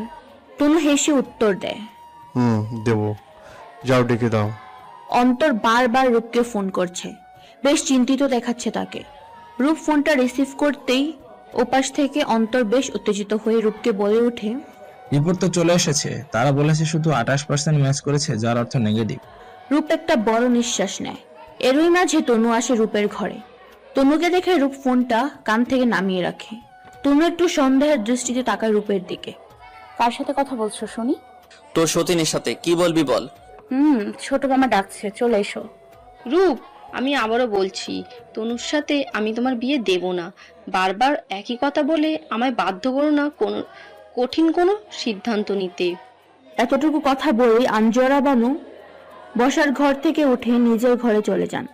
রূপ আর সাফায়েত সাহেব সেখানেই বসে আছেন। তনু আর রূপের বিয়েটা ইনডাইরেক্টলি সাফায়েত সাহেবের উদ্যোগেই হয়েছিল। সেদিন মামুনির আর তনুর কথোপকথনের পর রূপ বাড়ি থেকে বার হয়ে তার ছোট চাচা সাফায়েত সাহেবকে কল করেন, সবটা জানান তাকে। সাফায়েত সাহেব সেদিন রূপকে শুধু বলেছিল, যে কোনো কিছুর বিনিময়ে হোক নিজের ভালো থাকাকে কখনো বিসর্জন দিস না। ভালোবাসার মাঝেই তো ভালো থাকা। আজ সাফায়েত সাহেব ফিরে যাবেন তার কর্মস্থলে। যাবার আগে ভেবেছিলেন রূপ আর তনুর ব্যাপারটা বড় আপাকে জানিয়ে দেবেন, কিন্তু আঞ্জুয়ারা বানুর অসুস্থতা আর বিষণ্ণ মুখ দেখে তিনি বলতে চেয়েও কিছু বলতে পারেন না। হাজার হোক বড় আপা তো মায়ের মতো, আর একটু সময় নিয়েই না হয়ে তনু রূপের ব্যাপারটা মেটানো যাবে। কিছুদিন যাবৎ আঞ্জুয়ারা বানুর শরীর মন কোনটাই ভালো চলছে না। আজকাল তার অতীতের কথা বড্ড বেশি মনে পড়ে অতীতে কাটানো ভালো সময়গুলোর কথা। তন্ময় তাকে বড্ড ভালোবাসত। বাড়ি থেকে পালানোর পর আঞ্জুয়ারা বানুর পরিবার আঞ্জুয়ারা বানুর মুখ দেখতে নারাজ ছিল, তবে তন্ময় সব সময় তাকে খুশি রাখার চেষ্টা করত। সবকিছু যেন স্বপ্নের মতো ছিল, কোথাও ভালোবাসার কমতি ছিল না। বিয়ের বছর পার হতে না হতে আঞ্জুয়ারা বানু জানান তিনি মা হতে চলেছেন। খবরটা পেয়ে তন্ময় আঞ্জুয়ারা যতটা না খুশি হয়েছিল তার চেয়ে বেশি খুশি হয়েছিল আঞ্জুয়ারা বানুর বাবা আর ভাই। সব রাগ অভিমান ভুলে তারা ছুটে এসেছিল তাদের প্রিয় আঞ্জুর কাছে। একমাত্র মেয়ে নিজের মাঝে লালন করছে ছোট্ট একটা প্রাণ, এর চেয়ে খুশির আর কি হতে পারে। তবে সবটা গল্পের মতো হলেও মাঝে ঘন কালো মেঘে বাসা বাঁধে। আঞ্জুয়ারা বানু তখন 7 মাস চলছিল। সেদিন বাহিরে খুব বৃষ্টি হচ্ছিল। তিনি অবশ্য তখন বাপের বাড়িতেই ছিলেন, তন্ময় অফিসে। বাহিরে বৃষ্টি দেখে হঠাৎ করেই তার সাত জাগে বৃষ্টিতে ভেজার। তন্ময় ফোনের ওপার থেকে এক নাগারে বারণ করেই যাচ্ছিল তাকে, এই সময় একদম ঠান্ডা লাগানো যাবে না। না মানে না। তন্ময় বেশ রাগারাগিও করছে, কিন্তু আঞ্জুয়ারা তো প্রথম থেকে একরোকা জিদ্দি। কে শুনে কার কথা। আস্তে ধীরে পা টিপে টিপে হাঁটা দেয় ছাদের দিকে। রূপ তখন 4 বছরের বাচ্চা। ফুপ্পিকে ছাদে দেখে যেতে সেও ছুট লাগায় পিছু পিছু। দুজন স্বাদ মতো ভিজে নেয় আষাঢ়ের প্রথম বর্ষণে। এবার বেশ শীত করছে, আবার বাহিরে ঝড়ও শুরু হয়ে গেছে। বৃষ্টির ব্যাগ যেন বেড়েই চলছে। এখন নিচে নামার পালা। দুজন ধরাধরি করে নামার সময় হুট করে পা স্লিপ করে আঞ্জুয়ারা বানু দুম করে সিঁড়ি বেয়ে নিচে পড়তে থাকে। ছোট্ট রূপ সেখানেই ভয় পেয়ে কান্না করতে থাকে। বাহিরে প্রচন্ড ঝড় চলছে, আর আঞ্জুয়ারা বানু নিচে পড়ে ছটপট করছে। তাদের চিৎকারে এক এক করে বেরিয়ে আসতে থাকে বাড়ির লোকজন। তন্ময়কেও সাথে সাথে ফোন করা হয়। আজ সকাল থেকে আঞ্জুয়ারা বানুর কেন যেন বারবার নিজের মায়ের কথা মনে পড়ছে। সে সাফায়েতের কাছে যায়, বায়না ধরে গ্রামের বাড়ি যাবার জন্য। সেখানে তাদের বাবা মায়ের কবর আছে, একবার জিয়ারত করে আসবে, কাছ থেকে দেখে আসবে, এতেই হয়তো মন একটু শান্ত হবে। যদিও আজ সাফায়েত সাহেবের বিদেশ ফিরে যাবার কথা ছিল, তবুও বড় আপার আবদার রাখার জন্য রাজি হয়ে যায়। কাল সকাল সকাল বেরিয়ে যাবে সবাই, কিন্তু তনুর কি হবে? তনুর তো ফাইনাল এক্সাম চলছে, সে তো যেতে পারবে না। তনুর মাকে জানিয়ে দেয় একটা দিন সে বন্ধুর বাড়িতে থাকবে, তাতে তার কোনো অসুবিধা হবে না। তনু ছাড়া বাড়ির সবাই যাবে তাদের গ্রামের বাড়িতে। বেশ সকাল সকাল সবাই তৈরি হয়ে নেয়, উদ্দেশ্য গ্রামের বাড়িতে। তনু মা মামিদের বিদায় দিয়ে রওনা হয় কলেজে। বেরোনোর আগে তৈরি হয় নতুন সমস্যা। রূপের নাকি কি একটা কাজ পড়ে গেছে, এখন সেও নাকি যেতে পারবে না।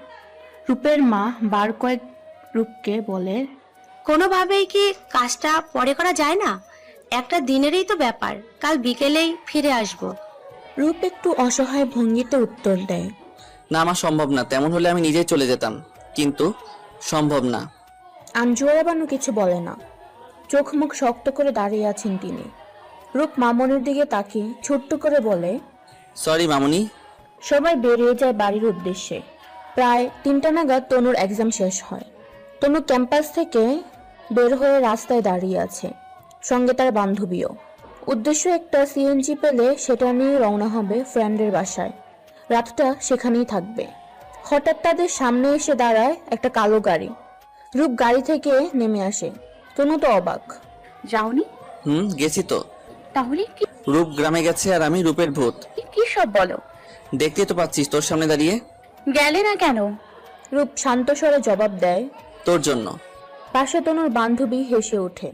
সে রূপ তনুর ব্যাপারে সবই জানে, বিয়েতে সাক্ষীও ছিল। রূপ তনুর ফ্রেন্ডকে বাসায় নামিয়ে দেয়। তনুর যেতে চাইলে তনুর হাত চেপে ধরে। কই যাস? কেন, নিশুর বাড়ি। কেন? ও আজ না ওর থাকার কথা, বাড়িতে তো কেউ নেই, কই থাকবো? কেন? এই যে আমি আছি, আমার সাথে থাকবি। তনু আর কিছু বলে না, অবাক দৃষ্টিতে তাকিয়ে থাকে রূপের দিকে। তারা দুপুরের খাবারটা একসাথে বাহিরেই খেয়ে নেয়। তনু বাড়ি ফেরে, গোসল শেষ করে বিছানায় গা এলিয়ে দেয়। ভীষণ ক্লান্ত, শোয়া মাত্রই সে ঘুমিয়ে পড়ে। রূপ বার কয়েক তনুকে দেখে যায়, সে এখনো ঘুমিয়েই আছে। প্রায় সন্ধে নাগাদ তনুর ঘুম ভাঙে। কিচেনে গিয়ে কফি বানিয়ে হাঁটা দেয় রূপের ঘরে। গোটা বাড়িতে এখন শুধু তারা দুজনেই আছে। রূপ বিছানায় বসে ফোন চাপছে। তনুকে দেখেও সে মাথা তুলছে না। তনু রূপের কাছে গিয়ে বসে, নাও কফি বানিয়েছি। দরকার নেই, যা ঘুমা, রাত হইছে। মানে কি? কিছু না। তনু বুঝে গেছে রূপ রেগে আছে। তনু মুখ কাচুমাচু করে উত্তর দেয়, একটু টায়ার্ড ছিলাম তো। ঠিক আছে। রাতে কি খাবে? কি রান্না করব, নাকি বাইরে থেকে কিছু অর্ডার করব? রূপ একটু নড়ে চড়ে বসে তনুর মুখের দিকে তাকিয়ে উত্তর দেয়, তনু বাহিরে যাবি ডিনার করতে, ক্যান্ডেল লাইট ডিনার।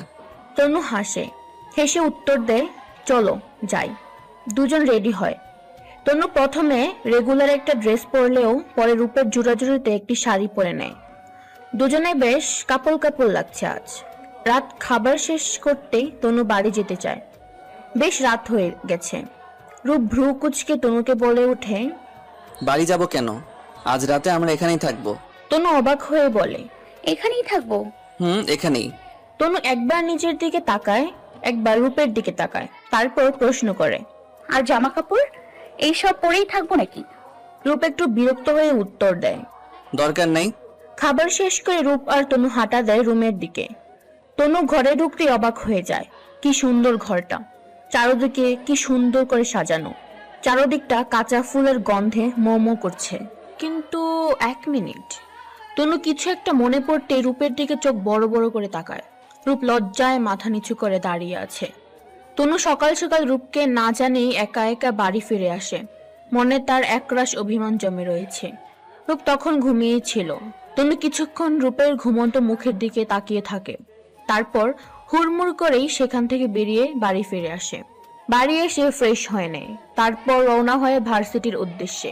তনু বাড়ি থেকে বের হওয়ার জন্য পা বাড়াতেই আগমন ঘটে আঞ্জুয়ারা বানু সহ পরিবারের সবার। তনু মাকে দেখে একরকম চমকে যায়। তিনি তনুকে দেখে একরকম রাগি চোখে তাকান তনুর দিকে। কপালে তার চিন্তার ভাঁজ। এত সকালে বাড়িতে কি করছো? তুমি বন্ধুর বাড়ি যাওনি? রাতে কোথায় ছিলে? রূপ কোথায়? তনু একটা দীর্ঘ নিঃশ্বাস নেয়, তারপর মাকে শান্ত গলায় বলে, রাতে বাড়িতে ছিলাম না, কিছুক্ষণ আগে ফিরেছি, রূপ বাড়িতে নেই। আঞ্জুয়ারা বানু একটি স্বস্তির নিঃশ্বাস ফেলে। আসলে রাতে রূপকে নিয়ে খুব বাজে একটা স্বপ্ন দেখেছি, তাই ভোর হতে না হতেই রওনা হয়ে গিয়েছি। আঞ্জুয়ারা বানু কথার মাঝে শেফালি বেগম ফোরন কেটে বলে, ননদিনের ওইটাকে ভোর বলে না, মাঝরাত বলে। মাঝরাতে সবাইকে ডেকে নিয়ে বাড়ি এসেছো, তোমার যেন তরেই সয় না। বাপরে বাপ। তনু আর কথা বাড়ায় না, রওনা হয়ে যায় ভার্সিটির উদ্দেশ্যে। তনুর মুখটা কেমন থমথমে হয়ে আছে। ব্যাপারটার দিকে সবাই খেয়াল না করলেও আঞ্জুয়ারা বানু ঠিকই খেয়াল করেছে। তবে কি রূপের সাথে কিছু হয়েছে? রূপ ঘুম থেকে উঠে বার কয়েক তনুর নাম ধরে ডাকাডাকি করে। তনুর কোনো সাড়া নেই। রূপ কিছুক্ষণ সেভাবেই শুয়ে থাকে। হয়তো তনু ওয়াশরুমে গেছে, শাওয়ার নিচ্ছে। কিন্তু অনেকক্ষণ তনুর কোনো সাড়া শব্দ না পেয়ে রূপ বিছানা থেকে উঠে ওয়াশরুমের উকি দেয়। তনু তো সেখানেও নেই। বারান্দায় গিয়ে উকি দিলে দেখতে পায় সেখানেও তনু নেই। এবার রূপের টেনশন হতে থাকে। তনু কি তবে রাগ করছে? তনু তাড়াতাড়ি ফ্রেশ হয়ে নিচে নেমে আসে। রিসেপশনে গিয়ে চেক আউট করে নেয়। রিসেপশন থেকে শুনতে পায় তনু বাড়ি ফিরে গেছে। কথাটা তনু রিসেপশনে বলে গিয়েছিল, তারা যেন রূপকে জানিয়ে দেয়। রূপ দ্রুত বাড়ি চলে আসে। বাড়ি ফিরেই সবাইকে দেখে একরকম ধাক্কা খায়। তাদের তো রাতে ফেরার কথা ছিল, এত সকালে কি করছে? তাদের অনাকাঙ্ক্ষিত ফিরে আসা রূপের ভালো না লাগলেও মুখে একটা কৃত্রিম হাসি আনে। মামনিকে জড়িয়ে ধরে। এত তাড়াতাড়ি ফিরে এলে যে? তুমি ঠিক আছো তো আব্বা? ঠিক আছি। তুমি এত সকালে ফিরে এলে যে? তোমাকে নিয়ে একটা খারাপ স্বপ্ন দেখেছি। ওখানে বসে চিন্তা করার থেকে ভাবলাম বাড়ি ফিরে আসি। রূপ এদিক সেদিক তাকায়। তনু কোথায়? পাশ থেকে রূপের ছোট চাচি রূপকে বলে, তনু পরীক্ষা দিতে গিয়েছে, আজ তো ওর পরীক্ষা। তনু খেয়েছে? কি জানি, আমরা বাড়ি ফিরতে তো দেখলাম ও রেডি হয়ে বেরিয়ে গেছিল। খেয়েছে কিনা জানি না। রূপের হাতের ঘড়ির দিকে তাকিয়ে আছে। পরীক্ষা শুরু হতে এখন ঘন্টাখানেক দেরি আছে। রূপ আর কথা না বাড়িয়ে বাহিরে বেরিয়ে পড়ে। আঞ্জুয়ারা বানু রূপকে বাধা দিয়ে বলে ওঠে, এখন যাস না, তুই যেতে যেতে তনু পরীক্ষা হলে ঢুকে পড়বে, খেতে পারবে না। রূপ মামনির কথায় মাথা নিচু করে নেয়। মামনি কিভাবে যেন তার মনের সব কথা বুঝে নেয়। আমি তনুর কাছে যাব না, একটু কাঁপছিল তাই। আঞ্জুয়ারা বানু আর কিছু বলেন না, ঠান্ডা চোখে তাকিয়ে থাকেন রূপের দিকে। রূপ মামনির দিকে না তাকিয়ে বেরিয়ে যায়। ক্যান্টিনে তনু একা একা বসে আছে। আজ তনু বেশ তাড়াতাড়ি ক্যাম্পাসে চলে এসেছে। কিছু খাওয়াও হয়নি তার, কিছু খেতেও ইচ্ছে করছে না। তনু না খেয়েই পরীক্ষার হলে ঢুকে পড়ে। কাল রূপের সাথে বেশ খানিকটা সময় কাটানো হয়েছে, তেমন একটা পড়াশোনাও করা হয়নি। তনু পরীক্ষা শেষ করে বার হতেই দেখে রূপ দাঁড়িয়ে আছে। তনু রূপের কাছে গিয়ে দাঁড়ায়। কেন এসছো? তোমাকে নিতে। তনু রূপের মুখে তুমি ডাক্তার শুনে বেশ অবাক হয়। হঠাৎ তুমি? আমাদের তো বিয়ে হয়েছে।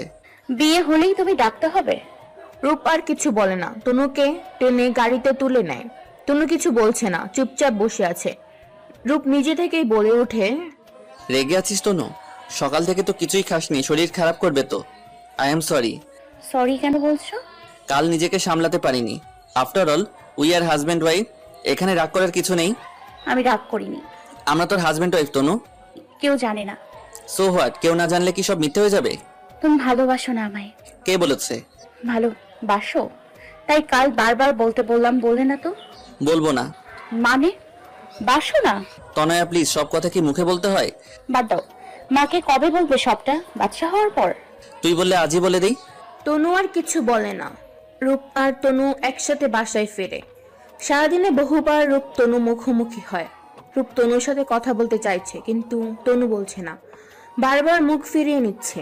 রাতে খাবার টেবিল আঞ্জুয়ারা বানু সবাইকে একসাথে ডেকে পাঠান। সচরাচর তনু আর শেফালি বেগম পরে খায়। আজ আঞ্জুয়ারা বানু ডাকে সবাই একসাথে বসেছে। আঞ্জুয়ারা বানু কোনো ভনিতা ছাড়াই বলে ওঠেন, আমি গ্রামে গিয়ে মেয়ে দেখে এসেছি, রূপের বিয়ে দেব। রূপের বাবার বন্ধুর মেয়ে। ছোটবেলাতেই রূপের বাবার কথা দিয়ে রেখেছিল তার বন্ধুকে। আমি শুধু রূপের বাবার কথা দেওয়ার কথা রাখতে চাচ্ছি। রূপের বিয়েটা দিয়ে দায়মুক্ত হতে চাই। কেউ কিছু বলছে না। তনু কথাটা শুনেই দুম করে খাবার টেবিল থেকে উঠে যায়। রূপ একটা দীর্ঘ শ্বাস ফেলে। মামুনি কেন যে মানছে না? রূপও খাবার খায় না, উঠে চলে যায়। খাবার টেবিলে সাফায়েত সাহেব উপস্থিত ছিলেন না, তিনি শ্বশুরবাড়ি গিয়েছেন। তনু বিছানায় শুয়ে শুয়ে কাঁদছে। তার জীবনের সবচেয়ে বড় দুঃখ মা তাকে ভালোবাসে না। আজকাল তনুর মনে হয় রূপও তাকে ভালোবাসে না। তনু শুয়ে শুয়ে এইসব ভাবছে, আর রূপ এক নাগারে তনুকে কল করেই যাচ্ছে। তনু ফোন তুলছে না। রূপ তনুকে মেসেজ করছে, ছাদে সে অপেক্ষা করছে তনুর জন্য। তনু হাজার অভিমানের পাহাড়কে ঠেলে সরিয়ে দিয়ে হাঁটা ধরে ছাদের দিকে, রূপের ডাককে অস্বীকার করার। তনু ছাদে পা দিতেই কেউ একজন পেছন থেকে তনুর চোখ দুটো চেপে ধরে। তনু বেশ বুঝতে পারছে এটা রূপ। ছাড়েন, আমি দেখতে পাচ্ছি না। যাতে দেখতে না পাস তাই তো ধরলাম। এবার চল। কোথায় যাব? যেখানে নিয়ে যাব। কোথায় নিয়ে যাবে? এভাবে নিয়ে গিয়ে ছাদ থেকে ফেলে দেবে নাকি? আমায় মেরে ফেললে মামুনির কথা মতো বিয়ে করে ঘরে নতুন বউ আনবে? কি সব বলিস? ঠিকই বলি, না থাকবে বাঁশ, না বাজবে বাঁশি। রূপ কিছু বলে না, সে হাসছে তনুর কথায়। রাতের রাতটা তার এখনো রয়ে গেছে। রূপ তনয়াকে ছাদের অপর পাশ নিয়ে গিয়ে দাঁড় করিয়ে দেয়। চোখের উপর থেকে হাত সরাতেই তনু অবাক হয়ে যায়। সেখানে ফুল দিয়ে সুন্দর করে লেখা আই লাভ ইউ। রূপ তনুর কানের কাছে গিয়ে আস্তে আস্তে করে বলে, ভালোবাসি তনয়া, আমি তোকে খুব ভালোবাসি। তনু অবাক চোখে তাকিয়ে আছে রূপের দিকে। কি বললে আবার বলো? রূপ হাসতে হাসতে সেখানে হাঁটু গেড়ে বসে আছে। তনুর হাতটা নিজের হাতের মধ্যে নিয়ে নেয়। মৃদু স্বরে আবারও বলে ওঠে, আমি তোমাকে ভালোবাসি তনয়া। রূপ পকেট থেকে একটা রিং বার করে তনুর হাতে পরিয়ে দেয়। তারপর তনুর হাতে পরে দেয়। মাথা নিচু করে বলে ওঠে, কাল রাতেই দিতে চেয়েছিলাম ফার্স্ট নাইট ফার্স্ট গিফট, কিন্তু মনে ছিল না। তনু রূপের কথায় হেসে দেয়। রূপ লজ্জা পেয়ে মাথা নিচু করে নেয়। এই পৃথিবীতে সব থেকে বেশি বিশ্বাস আমি দুইজন মানুষকে করতাম, একজন তনুর বাবা আর একজন রূপ। অথচ তোমরা দুইজনই আমাকে ভীষণভাবে ঠকালে। আঞ্জুয়ারা বানু কথাগুলো বলে নিজের ঘরে চলে যায়। একটু পরেই গ্রাম থেকে মেয়ে পক্ষ আসার কথা ছিল, রূপের বাবার বন্ধুর মেয়ে। সব ঠিকঠাক থাকলে আজই বিয়ে পড়িয়ে দিবে বলে ঠিক করে ছিলেন আঞ্জুয়ারা বানু। রূপ সারাদিন ভেবে পায় না কি করবে। এদিকে তনুও সারাদিন থমথমে মুখ করে আছে, না কিছু খাচ্ছে না কারোর সাথে কথা বলছে। রূপ বার কয়েক তনুর সাথে কথা বলার চেষ্টা করলেও সে মুখ ফিরিয়ে নিয়েছে। একটু আগে তনু রূপের ঘরে গিয়েছিল তাকে পরার জামা দিতে। তনু জামা রেখে ফিরে যেতে নিলে রূপ তনুর হাত ধরে নেয়। কথা বলিস না কেন? ইচ্ছে করছে না। আমার সাথে কথা বলতে ইচ্ছে করছে না? না তো, তোমার সাথে কেন হবে না? আমার তো আমার স্বামীর সাথে কথা বলতে ইচ্ছে করছে না। যেই স্বামী একটু পর নতুন বর সেজে অন্য মেয়ের কাছে যাবে, বিয়ে করবে, বাসর করবে। রূপ একটু রাগী গলায় বলে ওঠে, কি সব বলছিস? মাথা ঠিক আছে? ঠিকই তো বলছি। কি চাস? কিছু না। তনয়া, সংসার করতে চাই, সবার সামনে বুক ফুলিয়ে বলতে চাই তুমি আমার স্বামী। আমি বেঁচে থাকতে আমার স্বামীকে অন্য কারোর হতে দিব না। এমন লুকোচুরি সম্পর্ক চাই না আমি। তনু কথা বাড়ায় না। রূপের হাত থেকে নিজের হাতটা ছাড়িয়ে নিয়ে হাঁটা দেয় নিজের ঘরের দিকে। রূপ বিছানায় বসে পড়ে। বেশ কিছুক্ষণ এভাবেই কেটে যায়। একটু আগে অবশ্য শেফালি বেগম রূপকে তাড়া দিয়ে গিয়েছে, তবে রূপের কোনো হেলদোল নেই। এবার আঞ্জুয়ারা বানুর আগমন ঘটে। রূপকে এভাবে বসে থাকতে দেখে বেশ রাগারাগি করে। রূপ এবার ভীষণ রেগে যায়। প্রথমবারের মতো মামুনির চোখে চোখ রাখে। মামুনি, আমি বিয়ে করতে পারবো না। আঞ্জুয়ারা বানু ভনিতা না করেই উত্তর দেয়, বলেছি না তনুর সাথে তোমার বিয়ে আমি দেব না। আমি অলরেডি তনুকে বিয়ে করে ফেলেছি। মজা করছো? না, সত্যি বলছি। অনেক তো হলো লুকোচুরি। মাথা ঠিক আছে তোমার রূপ? আমি তনয়াকে বিয়ে করেছি মামুনি। তনয়া আমার বিবাহিত স্ত্রী। এক স্ত্রী থাকা অবস্থায় আমি আরেকজনকে বিয়ে করতে পারবো না। কি সব বলছো? এখন কি তোমাকে কাবিননামা দেখাবো? তাহলে বিশ্বাস করবে? এবার আঞ্জুয়ারা বানু ধপ করে বিছানায় বসে পড়ে। রূপ যে মজা করছে না তা সে বেশ বুঝতে পারছে। রূপ, আমি তো তোমার ভালোর জন্যই বলেছিলাম তনুর থেকে দূরে থাকতে। আই এম সরি মামুনি, আমি তোমায় ভালোবাসি, ঠিক তেমন তনুকেও ভালোবাসি। ওকে আর কষ্ট দিতে পারবো না। আঞ্জুয়ারা বানু অবাক চোখে তাকিয়ে আছে রূপের দিকে। অনেকক্ষণ দুজনেই চুপ। আঞ্জুয়ারা বানু মৌনতা ভেঙে রূপকে বলে ওঠে, এই পৃথিবীতে সব থেকে বেশি বিশ্বাস আমি দুইজন মানুষকেই করতাম, একজন তনুর বাবা আর একজন তুমি রূপ। অথচ তোমরা দুজনই আমাকে ভীষণভাবে ঠকালে। আই এম সরি মামুনি। তোমাকে ইটস ওকে বলার মতো কোনো কাজ তুমি করোনি রূপ। কথাটা যেন রূপের বুকে গিয়ে বাঁধল। আঞ্জুয়ারা বানু কথাগুলো বলে ঘরে গিয়ে দরজা বন্ধ করে দেয়। ডুব দেয় অতীতের পাতায়। সেদিন সিঁড়ি থেকে পড়ে আঞ্জুয়ারা বানুর বাচ্চাটা নষ্ট হয়ে যায়। সেদিন তন্ময় খুব রাগ করেছিল, সাথে খুব কষ্টও পেয়েছিল। তন্ময় যেন একদম চুপ করে গিয়েছিল। আঞ্জুয়ারা বানু তন্ময়কে কেঁদে কেঁদে বলেছিল, তুমি কি আমার ভালোবাসো না? আমি সত্যি সরি। তন্ময় আঞ্জরা বানুর মাথায় ছোট্ট করে চুমু খেয়ে বলেছিল, ইটস ওকে। তবে সত্যি কি সব ওকে ছিল? আঞ্জরা বানু বেশ অসুস্থ হয়ে পড়ে, মানসিকভাবেও আবার শারীরিকভাবেও। তখন আঞ্জরা বানুর এক কাজিন মারিয়াকে আনা হয় বাড়িতে তার দেখাশোনা করার জন্য। কিছুদিন থাকার পরে সে চলে গেলেও তার প্রভাব আঞ্জরা বানুর সংসারটাকে কতটা প্রভাবিত করেছিল তা তিনি তখন বুঝতে পারেননি। বেশ কিছুদিন কেটে যায়। আঞ্জরা বানুর মাঝে বেশ কিছু কমপ্লিকেশন দেখা যায়। সে হাজার চেষ্টা করে কিছুতেই কনসিভ করতে পারছিল না। তাদের মাঝে দূরত্ব বাড়তে থাকে। ধীরে ধীরে তন্ময় বিহেভিয়ারও কেমন যেন বদলে যেতে থাকে। সে আগের কেয়ার ভালোবাসা কিছুই যেন নেই। আঞ্জরা বানু তখন বাবার বাড়িতেই থাকতো। তন্ময় মাঝে মাঝে আসতো। বেশিরভাগ সময় সে নিজের বাড়িতেই থাকতো। বছরখানেক এভাবেই কেটে যায়। একদিন আঞ্জরা বানু লক্ষ্য করে তন্ময় কারোর সাথে ফোনে কথা বলে। তন্ময়কে তার কাছে আসতে বললেও সে তার প্রিয় আঞ্জুকে ইগনোর করতে থাকে। একদিন আঞ্জরা বানু কাউকে কিছু না বলেই তন্ময় গ্রামের বাড়ি চলে যায়। তন্ময় তখনও গ্রামেই ছিল। তন্ময় ছোটবেলা থেকে তার মামা মামির কাছে মানুষ। আঞ্জরা বানু সোজা পৌঁছে যায় তন্ময়ের মামা বাড়িতে। আঞ্জরা বানু বাড়ির ভেতরে ঢুকতেই দেখে দোলনায় 1-1.5 মাসের দুটো ছোট্ট ফুটফুটে যমজ বাচ্চা দুলছে। আঞ্জরা বানু কাছে যেতেই একটা বাচ্চা আঞ্জরা বানুকে দেখে কান্না শুরু করে দেয়। বাচ্চার কান্না শুনে ভেতর থেকে দৌড়ে আসে মারিয়া। মারিয়া বাহিরে এসে আঞ্জরা বানুকে দেখে ভূত দেখার মতো চমকে যায়, মাথাটা নিচু করে নেয়। একটু পর তন্ময়ও বেরিয়ে আসে। আঞ্জরা বানু যা বোঝার বোঝা হয়ে গেছে। ছুটে তন্ময়ের কাছে যায়, ছুঁ মেলে তন্ময়কে কলারটা চেপে ধরে। কেন করলে এমন? কেন ঠকালে? বেঈমান, বিশ্বাসঘাতক! তোমায় সব দিয়েছি আমি। তন্ময় আঞ্জরা বানুর হাতটা নিজের হাতের মধ্যে চেপে ধরে ছোট্ট করে বলে ওঠে, সরি তাঞ্জু, আমি শুধু বাবা হতে চেয়েছি, যা তুমি দিতে পারোনি। তোমার চাওয়াটাই সব? আমার ভালোবাসা তার কি কোনো দাম নেই? তন্ময় কিছু বলে না, মাথা নিচু করে আঞ্জরা বানুর হাতটা মুখের কাছে নিয়ে ছোট্ট করে চুমু খায়। আঞ্জরা বানু হাতটা ছাড়িয়ে নেয়।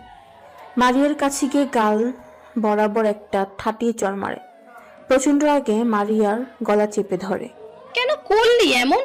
আমি তো তোকে আমার দুঃসময়ের বন্ধু ভেবেছিলাম, তুই তো আমার সুসময়ের কাল হয়ে দাঁড়ালি। ততক্ষণে গোটা বাড়ির লোকজন জড়ো হয়ে গিয়েছে। মারিয়াকে আঞ্জরা বানুর কাছ থেকে সরিয়ে নেয় তন্ময়ের মামি। তন্ময়ের মামি বর্জ্যের মতো গর্জে ওঠে আঞ্জরা বানুর উপর। কি ভেবেছোটা কি তুমি? বাজা মেয়ে মানুষ, একটা বাচ্চার জন্ম দিতে পারো না আর এসেছো কোমর দেখাতে? অনেক দেখেছি তোমার তেজ। আমার ছেলের বউ আর নাতনিদের দিকে চোখ তুলেও তাকাবে না বলে দিলাম। বেরিয়ে যাও বাড়ি থেকে। আঞ্জরা বানু সেখানেই বসে হাউমাউ করে কান্না করতে থাকে। তন্ময় যেন সেখানেই জমে গিয়েছে। একটু পর আঞ্জরা বানু নিজেকে সামলে নেয়।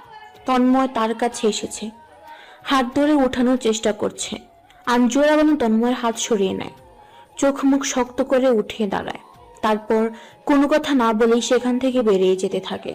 তন্ময় পেছন থেকে দাঁড়িয়ে বলে ওঠে, তাই আই এম সরি তাঞ্জু, আমি শুধু বাবা হতে চেয়েছিলাম। আঞ্জরা বানু হাসে, সব কষ্ট চেপে নিয়ে উত্তর দেয়, হয়েছে তো, দেখো তুমি এই দুইটা ছোট ফুটফুটে মেয়ের বাবা। তোমার ইচ্ছে পূরণ হয়েছে। তনয়, স্ত্রী সন্তান নিয়ে সুখে থাকো। আমাকে ভুলে যাও, আমার ছায়াও আর তুমি দেখতে পাবে না। দূরে মারিয়া দাঁড়িয়ে হাত জোর করে ক্ষমা চাইতে থাকে বোনের কাছে। আঞ্জরা বানু তাকেও হাসি মুখে উত্তর দেয়, তোর কোনো দোষ নেই। দোষ তো আমার ভিত্তিহীন তাসের ঘর তৈরি করেছিলাম, সামান্য ঝড়ে ভেঙে গেছে। তনয়, আমি বাজা নই। তুমি একটু অপেক্ষা করতে পারতে, হয়তো সবটা ঠিক হয়ে যেত। আঞ্জরা বানু আর এক মুহূর্ত সেখানে দাঁড়ায় না, সোজা বাড়ি চলে আসে। আঞ্জরা বানু এখন 2 মাসের অন্তঃসত্ত্বা ছিল, তবে ব্যাপারটা সে তন্ময়কে জানায় না। বাড়ি এসে তন্ময় মারিয়া এইসব কাণ্ড সে বাবা আর ভাইদের জানায়। সব শুনে রূপের বাবা পারলে তন্ময়কে সেখানেই পুঁতে ফেলবে, এমন একটা অবস্থা আঞ্জরা বানু স্পষ্টভাবে জানিয়ে দেয় তন্ময়ের কোনো ক্ষতি করতে চাইলে তারা বোনের মরা মুখ দেখবে। তন্ময় বার কয়েক আঞ্জরা বানুর সাথে দেখা করতে চাইলেও সে দেখা করেনি। সব যেন সেখানেই থমকে যায়। এত মানসিক চাপ আর ধকল আঞ্জরা বানু সহ্য করতে পারে না। এই বাচ্চাটাও মিসক্যারেজ হয়ে যায়। আঞ্জরা বানুর জীবনটা যেন সেখানেই থমকে যায়। তবে তার অন্ধকার জীবনে একটু আলো ছিল রূপ। ভাইয়ের একমাত্র ছেলে হওয়ায় আঞ্জরা বানু রূপকে প্রচন্ড ভালোবাসত।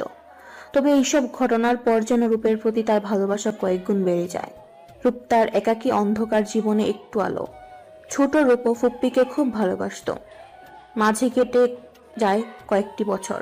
হঠাৎ একদিন আঞ্জরা বানুর ফোনে একটা রং নাম্বার থেকে কল আসে। কলটা রিসিভ করতেই জীবনের সবচেয়ে ভয়ঙ্কর মুহূর্তের সম্মুখীন হন তিনি। একবার আসবে প্লিজ, শেষবারের মতো। আমার তোমার কাছে ক্ষমা চাওয়ার আছে, নয়তো আমি মরেও শান্তি পাবো না। তন্ময়ের এমন আকুতি চেয়েও ফেরাতে পারছে না আঞ্জরা বানু। ভালোবাসা যে বড্ড মায়া। তন্ময় গোটা পরিবার নিয়ে গ্রামে যাচ্ছিল। তার মামা গত রাতে হার্ট অ্যাটাক করে মারা যান। নিজের বলতে তন্ময়ের মামা আর মামি ছাড়া আর কেউ নেই। খবর পাওয়া মাত্র তন্ময় ভোর রাতে রওনা হয়ে যায় গোটা পরিবার নিয়ে। তন্ময় একাই যেতে চেয়েছিল, কিন্তু মারিয়া জোর করায় তাকেও নিয়ে যায়। হাইওয়ে ক্রস করতে যেতেই গাড়ি নিয়ন্ত্রণে হারিয়ে ধাক্কা খায় এক চলন্ত ট্রাকের সাথে। ঘটনাস্থল থেকে 4 জনকে শিফট করা হয় হাসপাতালে।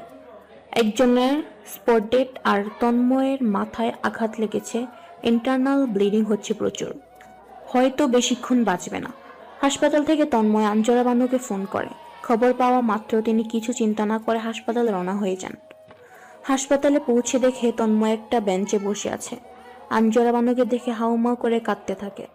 তন্ময়ের মাথায় ব্যান্ডেজ করা। আঞ্জরা বানু বেশ উদ্বিগ্ন কণ্ঠে প্রশ্ন করে, সব ঠিক আছে তো? আঞ্জরা বানুকে দেখে তন্ময় বেশ শান্ত হয়ে বসে থাকে, কোনো হেলদোল নাই। আঞ্জরা বানু আবারও প্রশ্ন করে, তুমি ঠিক আছো তনয়? তন্ময় আঞ্জরা বানুর দিকে তাকায়। তন্ময়ের এমন ঠান্ডা দৃষ্টি আঞ্জরা বানুকে কখনো দেখেনি। তন্ময় বলতে শুরু করে, আমার বাবা আমায় কখনো ভালোবাসেনি তাঞ্জু। মাকে তার পছন্দ হয়নি।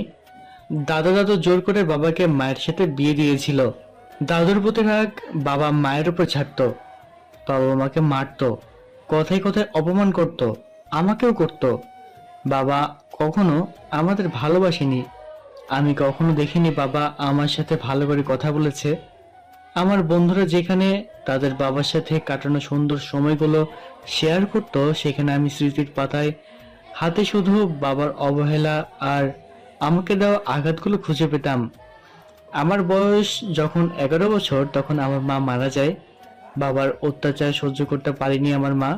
কথাগুলো বলার সময় তন্ময়ের গাল বেয়ে কয়েকটা ফোঁটা পানি মাটিতে পড়ে। তাঞ্জু, আমি বাবা হতে চেয়েছিলাম, পৃথিবীর সব থেকে ভালো বাবা।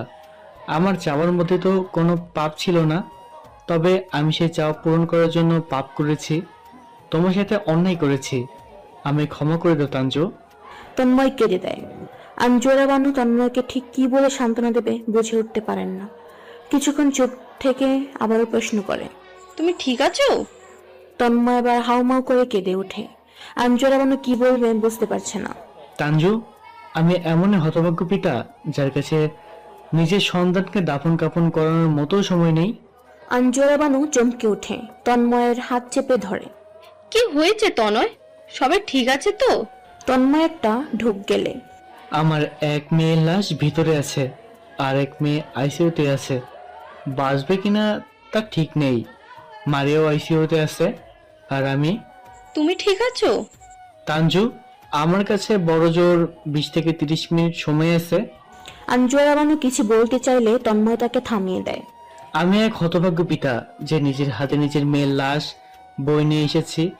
আমার কাছে সময় নেই আমার মেয়ের দাফন করানোর মতো। আমার কি সত্যি এত বড় শাস্তি প্রাপ্য ছিল? আমি তোমায় অভিশাপ দেইনি তনয়। আমি জানি তোমার মন অনেক বড়। পাপ করেছি আমি, শাস্তি তো পেতেই হবে। তোমার কাছে আমার একটাই অনুরোধ, আমি মারা যাওয়ার পর ভিতরে আমার দুধের বাচ্চার লাশটা আছে, ওইটা দাফন কাফনের ব্যবস্থা করিও। আর আমার ছোট মেয়েটা যদি অনাথ হয়ে যায়, তাকে কোনো অনাথ আশ্রমে দিয়ে দিও। আর কিছু চাইবো না আমি। আমার সন্তান লালন পালন করার দাবি আমি তোমার কাছে রাখবো না, সেটা রাখার মতো যোগ্যতাও আমার নেই। আঞ্জরা বানু তন্ময়কে জড়িয়ে ধরে। প্রচন্ড রেগে চোখ দিয়ে পানি পড়ছে। যেই মানুষটার সুখের জন্য সে সর্বস্ব ত্যাগ করতে রাজি ছিল, আজকে সেই মানুষটার হাতে মাত্র কয়েক মুহূর্ত আছে বেঁচে থাকার জন্য। তন্ময় মারা যায়। সেই যাত্রায় মারিয়া আর তন্ময়ের ছোট মেয়ে তনু বেঁচে যায়। মারিয়া বেঁচে গেলেও জীবনের সবচেয়ে মূল্যবান দুজনকে একসাথে হারিয়ে ফেলেছে সে। এই সুখটাকে না বাঁচতে দেয় না মরতে। সে কারোর সাথে কথা বলে না। এভাবে বেশ কিছুদিন কেটে যায়। তনু এখনো হাসপাতালে ভর্তি। একদিন ঘর থেকে মারিয়া মৃতদেহ উদ্ধার করা হয়। সে আত্মহত্যা করেছে। মারা যাওয়ার আগে মারিয়া শেষবারের মতো কথা বলেছিল, আমায় ক্ষমা করে দিস বুবু, আমার জীবনের সবচেয়ে বড় ভুল ছিল তন্ময়, কিন্তু আমি সেই ভুলটাকেই খুব ভালোবাসি, এতটাই ভালোবাসি যে আমি তন্ময়কে ছাড়া বাঁচতে পারবো না। আঞ্জুরা বানু সেই যাত্রাটাকে সেদিন সান্ত্বনা দিল। মারিয়ার কাছে এইসব সান্ত্বনার কোনো মূল্যই ছিল না। সে তো ঠিক করে ফেলেছিল যে পৃথিবীতে তন্ময়কে ছাড়া থাকতে হবে, সে পৃথিবীতে সে থাকবে না। আবার একরকম ভাবে স্বামী সন্তানের মৃত্যুর জন্য সে নিজেকেই দায়ী করে। সেদিন সেই তো তন্ময়কে জোর করেছিল তাদের নিয়ে যাওয়ার জন্য। নিজের গোটা পরিবারটাকে হারিয়ে তনু এখন অনাথ। আঞ্জুরা বানু ভেবে পায় না সে কি করবে। ছোট তনুকে কি তন্ময়ের কথা মতো অনাথ আশ্রমে দিয়ে দেবে নাকি নিজের কাছে রাখবে? আঞ্জুরা বানু তনয়াকে নিজের কাছে রেখে দেয়, নিজের মেয়ের মতো করে। রূপের বাবা অবশ্য তনুকে রাখতে নারাজ। তনু যেন তার দু চোখের বিষ। সেই ছোট্ট তনুকে বাড়ি ছাড়া করতে তিনি কোনো পরিকল্পনা বাদ রাখেননি। বোনের সংসার ভাঙার একমাত্র কারণ তো এই তনুই। তবে আঞ্জুরা বানুর নাছরবান্দা তনুকে তিনি নিজের কাছেই রাখবেন, তাতে যে যা বলার বলুক। তনু ছোটবেলা থেকেই বেশ অসুস্থ ছিল। অ্যাক্সিডেন্টের কারণে তার শরীর বেশ কিছু কমপ্লিকেশন দেখা দেয়। আঞ্জুরা বানু তনুকে নিজের সন্তানের পরিচয় দিলেও সন্তান সমতুল্য ভালোবাসা কখনো দিতে পারেননি। তনুকে দেখলে তার তন্ময়ের কথা মনে পড়তো, আবার মনে পড়তো মারিয়ার করা বিশ্বাসঘাতকতার কথা। কিন্তু দিন শেষে তিনি তনুর মা। জন্ম না দিলেও তনুর প্রতি সমস্ত দায়িত্ব তিনি একা পালন করেছেন। তনুকে তিনি ভালোবাসেন। তনুর জন্য তার মনে সেই ভালোবাসা জায়গাটা বড়ই গভীর। তনু তন্ময়ের একমাত্র স্মৃতি, যেটা তিনি বহন করছেন। আঞ্জুরা বানু নিজেকে সামলে নেয়, চোখ মুখ শক্ত করে নিচে নেমে আসে। রূপ সেখানেই বসা ছিল। মেয়ে পক্ষ এখনো আসেনি। রূপ মামনিকে দেখে জড়িয়ে ধরে। আমায় ক্ষমা করো মামনি। তুমি যা করেছো ভেবে করেছো? জানি না। কথাটা আগে জানাওনি কেন? আজকে আমাদের সম্মান কোথায় দাঁড়াবে? জানি না। তাহলে কি জানো? শুধু জানি আমি তনুকে ভালোবাসি। ভালোবাসার রং বদলায় রূপ। আমি বদলাবো না। তুমি তনুর ব্যাপারে কতটুকু জানো? যতটুকু জানলে তনুর সাথে সারা জীবন থাকতে পারবো ততটুকু। কিছুই জানো না তুমি। সময় আসলে সব জেনে তুমি বদলাবে রূপ। জীবনে কমপ্লিকেশন কেউ জানে না। আঞ্জুরা বানু আর কথা বাড়ায় না। আপাতত পরিবারের সম্মান রক্ষা করতে হবে। আঞ্জুরা বানু ফোন করে মেয়ে পক্ষকে, তারা কত দূর আছে জানা দরকার। বিয়ের আয়োজনটা বন্ধ করতে হবে। তিনি ফোন করে মেয়ে পক্ষকে, কিন্তু ওইদিকে ঘটছে আরেক কাণ্ড। মেয়ে নাকি পালিয়েছে বাড়ি থেকে। কথাটা শুনে তিনি অবশ্য একটু খুশি হন, মুখ রক্ষা তো হয়েছে। এদিকে বাড়ির সবাই তো অবাক। রূপ সেজে গুজে বাড়ি থেকে বেরিয়ে যায়। রূপের বেরোনোর সময় তনু রূপকে জিজ্ঞেস করে, কই যাও? আমার সতীন তো পালালো। রূপ হেসে উত্তর দেয়, তোর হবু সতীনের বিয়ে দিতে যাচ্ছি। বিয়ে মানে? বিয়ে মানে বিয়ে। তোর নিজেরও তো এক্সপেরিয়েন্স আছে, তাও এত মানে করিস কেন? আমি যাব। রিসেপশনে তোকে নিয়ে যাব, বিয়েতে না। কার রিসেপশনে? কার আবার অন্তরের আর তোর না হওয়া সতীনের। না হওয়া সতীন মানে? আর এখানে অন্তর ভাইয়া আসলো কই থেকে? রূপ একটু সিরিয়াস মুখ করে উত্তর দেয়, তনু আমি মামনিকে বিয়ের কথা বলে দিয়েছি। তোকে মামনি যদি তোকে এমন কিছু বলে যেটা তোর মানতে কষ্ট হচ্ছে, ভেঙে পড়বি না তনু। আমি সবসময় তোর সাথে আছি। যেও না তুমি, মা বকবে আমায়। আমি অন্তরকে কথা দিয়েছি, আমি তাড়াতাড়ি ফিরবো, ভয় পাস না তনু, আমি সব জানি। কি জানো? রূপ আর কথা বাড়ায় না, দ্রুত পায়ে বেরিয়ে যায়। বাবার দেওয়া কথা তার রাখতে হবে। আবার এদিকে পরিস্থিতিও ভালো নয়, তাড়াতাড়ি ফিরতে হবে, তাকে যে কোনো সময় ঝড় আসতে পারে। রূপ রাতে বাড়ি ফেরা মাত্র রূপের মা তাকে জানায় আঞ্জুরা বানু তার জন্য অপেক্ষা করছে। রূপ তার মাকে প্রশ্ন করে, মা আমার কাজে কি তুমি কষ্ট পেয়েছো? শেফালি বেগম একটু সময় নিয়ে উত্তর দেয়, তোমার বাবা তনুকে পছন্দ করতো না, তবে আমার তনুকে নিয়ে কোনো সমস্যা নেই। তবে কষ্ট আমি পেয়েছি এটা জেনে যে আমার ছেলে আমাকে না জানিয়ে বিয়ে করে ফেলেছে। ছেলের বিয়ে নিয়ে মায়ের অনেক ইচ্ছে থাকে, স্বপ্ন থাকে। সরি মা। তনুকে ছেলের বউ হিসেবে আমার মানতে সত্যিই কোনো সমস্যা নেই, তবে তুই অন্যায় করেছিস রূপ।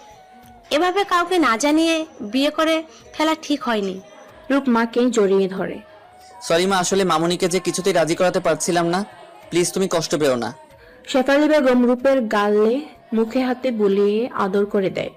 রূপ আবার গুটিসুটি পায়ে মামুনির কাছে যায়। আঞ্জুরা বানু রূপকে কাছে ডেকে বসিয়ে দেয়। কোথায় ছিলি বাবা? একটু কাজ ছিল। তুমি আমার উপর রেগে আছো মামুনি? জানি না, তুমি কি জানো তনু আমার নিজের মেয়ে না? রূপ মাথা নিচু করে আছে। আঞ্জরা বানু আশা করেছিল রূপ হয়তো চমকাবে, হয়তো অবাক হয়ে রিয়েক্ট করবে, কিন্তু রূপ কোনো রিয়েক্ট করে না, চুপচাপ আছে। আঞ্জরা বানু রূপকে কাছে ডাকে। আমার কাছে বসো, কথা আছে। তনু আমার মেয়ে না রূপ। আমার জীবনে ভালোবাসা দিয়ে এক্সপিরিয়েন্স অনেক ভয়ঙ্কর। আমি ভালোবাসা ভয় পাই। তুমি হয়তো আমাকে তনুর খারাপ মা হিসেবে জানো, কিন্তু দিন শেষে আমি তনুরই মা। আমি জানি। কিছু জানো না তুমি। তনু আমার সতীনের মেয়ে। তোমার বাবা কখনো তনুকে চায়নি। আজ যদি তোমার বাবা বেঁচে থাকতো তাহলে কি করতো জানো? তনুকে হয়তো মেরেই ফেলতো। আমিও মরে যেতাম। কি সব বলো রূপ? তোমার কি মনে হয় না তুমি তোমার বাবার ইচ্ছেকে, পছন্দ অপছন্দকে অপমান করছো? রূপ একটা লম্বা নিঃশ্বাস নেয়। মামুনি, তোমার জীবনে যা কিছু হয়েছে তাতে তনুর কি দোষ? তুমি জানো না রূপ? জানি, শুরু থেকে শেষ অবধি জানি। আর হয়তো জানি বলেই তনুর প্রতি আমার এমন মায়া কাজ করে। ও, তাহলে সবই দয়া মায়া সিম্পাথি? জানি না, আমি হয়তো তনুর মায়ায় পড়ে তনুকে ভালোবাসি, নয়তো তনুকে ভালোবাসি তনুর মায়ায় পড়েছি। আঞ্জরা বানু রূপকে ঠিক কি বলবে বুঝে উঠতে পারছেন না। বাবা বেঁচে থাকলে আমি হয়তো বাবাকেও মানিয়ে নিতাম, নয়তো তনুকে নিয়ে দূরে কোথাও চলে যেতাম, তবুও তনুকে ছাড়তাম না। রূপের এমন উত্তরে তিনি রূপকে কি বলবেন বুঝে উঠতে পারছেন না। আঞ্জরা বানু রূপকে বারবার তনুর ব্যাপারে কিছু একটা বলতে চান, কিন্তু রূপ প্রত্যেকবারই তাকে থামিয়ে দেয়। রূপ মামুনিকেও বারণ করে দেয় যেন তনুর অতীতের ব্যাপারটা কিছুই না জানে। আঞ্জরা বানু তনুকে জানাতে চাইলেও কিছু একটা ভেবে আর জানায় না। হয়তো তিনি চান না তনু তাকে সৎমা হিসেবে চিনুক। তিনি তনু নিজের মা হয়েই থাকতে চান, খারাপ মা হোক বা ভালো মা, দিন শেষে তিনি তনুর মা। বাড়ির পরিবেশটা কেমন একটা হয়ে আছে। তনু সেই দুপুরের পর থেকে আর ঘর থেকে বার হয়নি। তনুর কেমন যেন লাগছে। শেফালি বেগম বার কয়েক তনুর ঘরে আসলেও তনু তেমন একটা কথা বলেননি, শুধু প্রশ্নের উত্তর দিয়েছে মাত্র। শেফালি বেগমও বেশ বুঝতে পারছে তনুর অস্বস্তি হচ্ছে। রাতে তনুকে খাবারের জন্য ডাকা হয়। তনু জানে দেয় সে পরে খাবে, সবাই খেয়ে নিক। তনুর মধ্যে কেমন একটা সংকোচ কাজ করছে, সবার সামনে যেতে ইচ্ছে করছে না। রূপ খাবার খেয়ে হাঁটা ধরে তনুর ঘরের দিকে। এবার আর আঞ্জরা বানু রূপকে কিছু বলে না, চুপচাপ নিজের করে চলে যায়।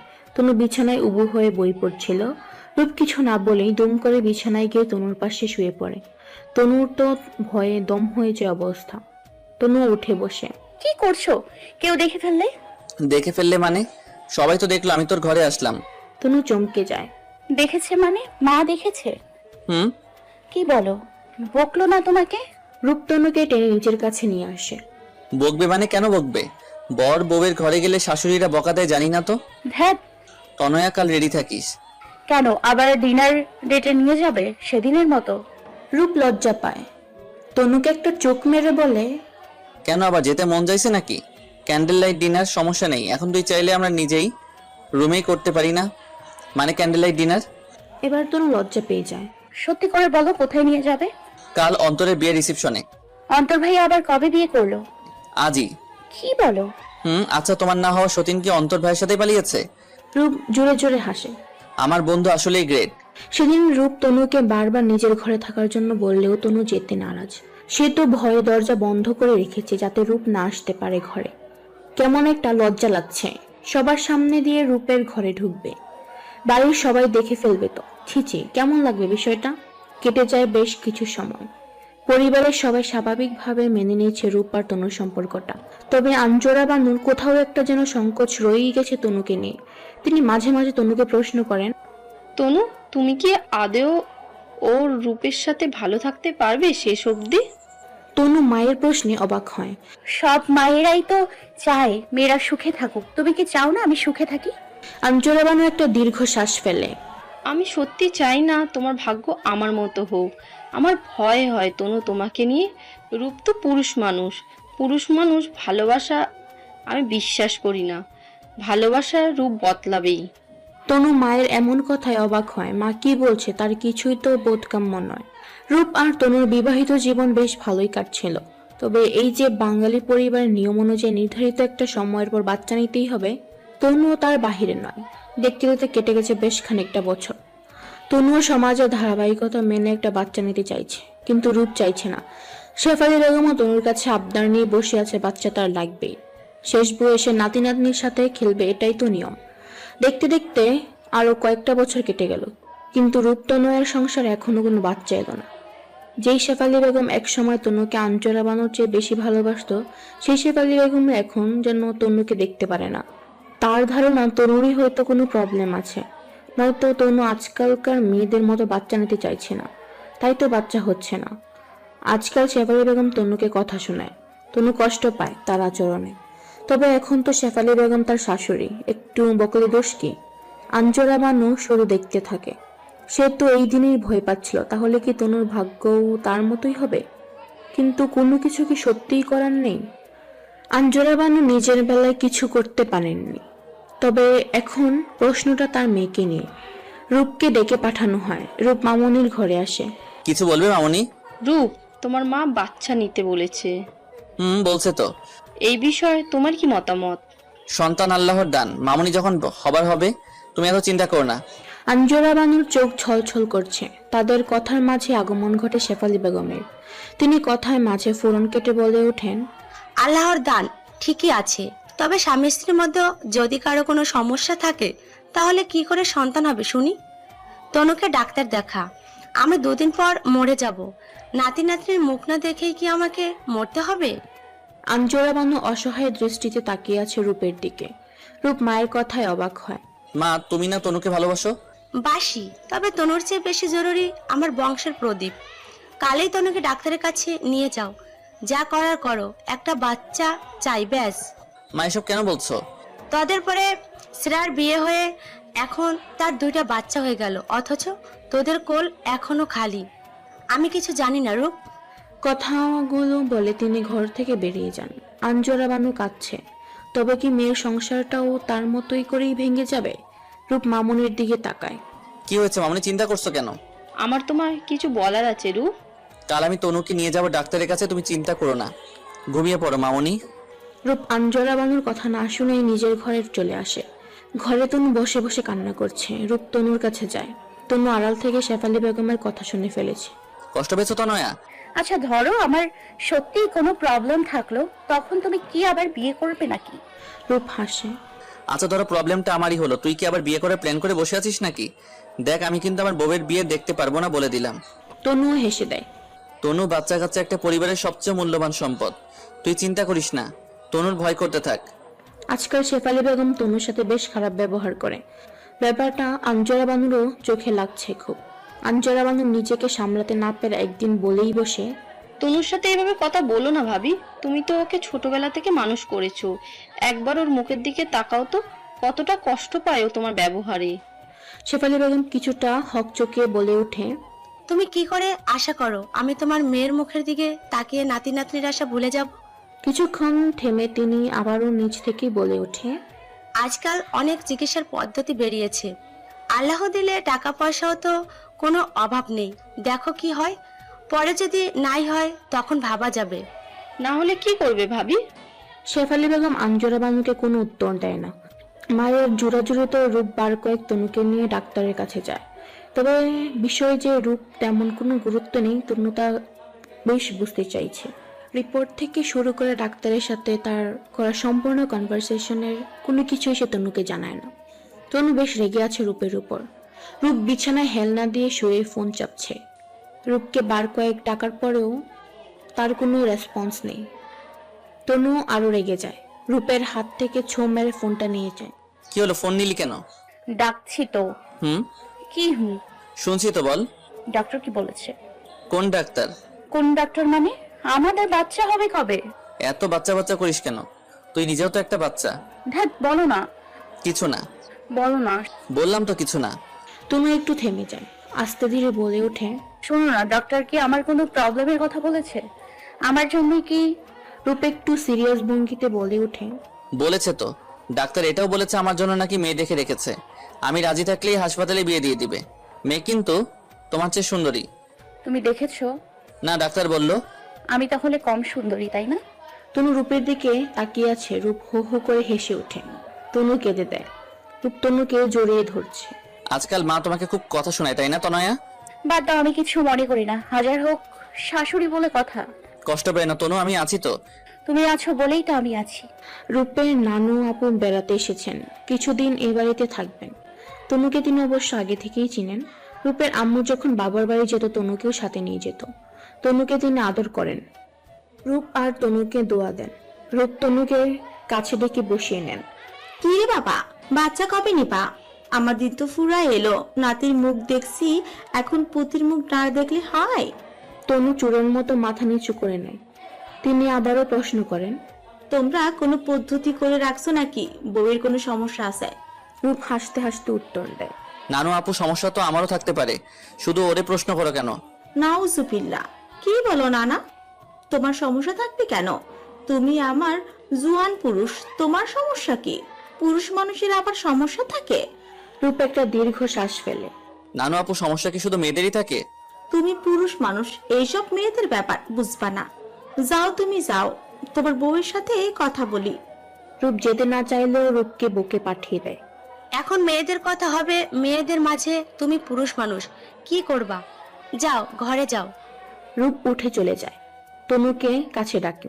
তনু কাছে যেতেই হাত ধরে বসিয়ে দেয়। বউ, তোমার কি কোনো সমস্যা হয়? তনু উত্তর দেয়, কিসের সমস্যা? শেফালি বেগম ধমকিয়ে প্রশ্ন করে, বুঝেছি না, কি সমস্যা? নানু আপু তনুর হাতে এক বোতল পানি ধরিয়ে দেয়। এই নাও পানি পড়া, এটা মাজারের পানি পড়া। যারা খায় তাদের বছর ঘুরতে না ঘুরতে বাচ্চা হয়, তোরও হবে, চিন্তা করিস না। তনু নিতেই চায় না। শেফালি বেগম জোর করে হাতে পানি পড়া গুছিয়ে দেন। তিনি সাথে করা একজোড়া বাতাবি লেবুও এনেছেন। বউ, এই জোড়া একসাথে খাবা, তাহলে জোড়া বাচ্চা হবে। বহু কষ্টে এই জোড়া জোগাড় করছি, বছরে একবার ধরে, অনেক গুণের জিনিস, এখনই খাবা কিন্তু। তনু বিস্ময়ের সাথে তাকিয়ে আছে। এতগুলো একসাথে খাবো? হয়, একসাথে খাবা। যাও, এখনই খাও, দোয়া কালাম পড়িও। তনু ঘরে যায়। রূপ বিছানায় উবু হয়ে শুয়ে বই পড়ছে। তনু বাটি ভর্তি বাতাবি লেবু মাখা নিয়ে বসে পড়ে রূপের পাশে। রূপ মুখ তুলে তাকায় তনুর দিকে। ওগুলো কি? লেবু দেখো না। গাছের সব বাতাবি লেবু নিয়ে বসতে পেট খারাপ করবে না? না, করবে না। রূপ উঠে বসে তনুর হাত থেকে নিয়ে এক চামচ খেতে নিলে তনু বলে ওঠে, নানু আপু শুধু আমারে খাইতে বলছে, পানি পড়াও দিছে। রূপের কপালে জড়িয়ে উত্তর দেয়, কেন? এগুলো খাইলে বাচ্চা হয়। কি যত সব আজগুবি কথা! তুমি খাইলে তোমারও হবে। কি বলিস? রূপ হাসতে হাসতে এক চামচ খায়। বাচ্চা তোর হোক বা আমার হওয়া নিয়ে তো কথা, একজনের হইলেই হলো। তনু মুখ ভেঙচি কাটে। এগুলো সব কুসংস্কার। নানু আপু পুরনো দিনের মানুষ, উনি এগুলো বিশ্বাস করতেই পারেন, তাই বলে তুই এসব আজগুবি কথা মানবি নাকি? তনু খেতেই থাকে। রূপ হাত থেকে বাটিটা কেড়ে নেয়। শেফালি বেগমের মাথা প্রচন্ড গরম হয়ে আছে।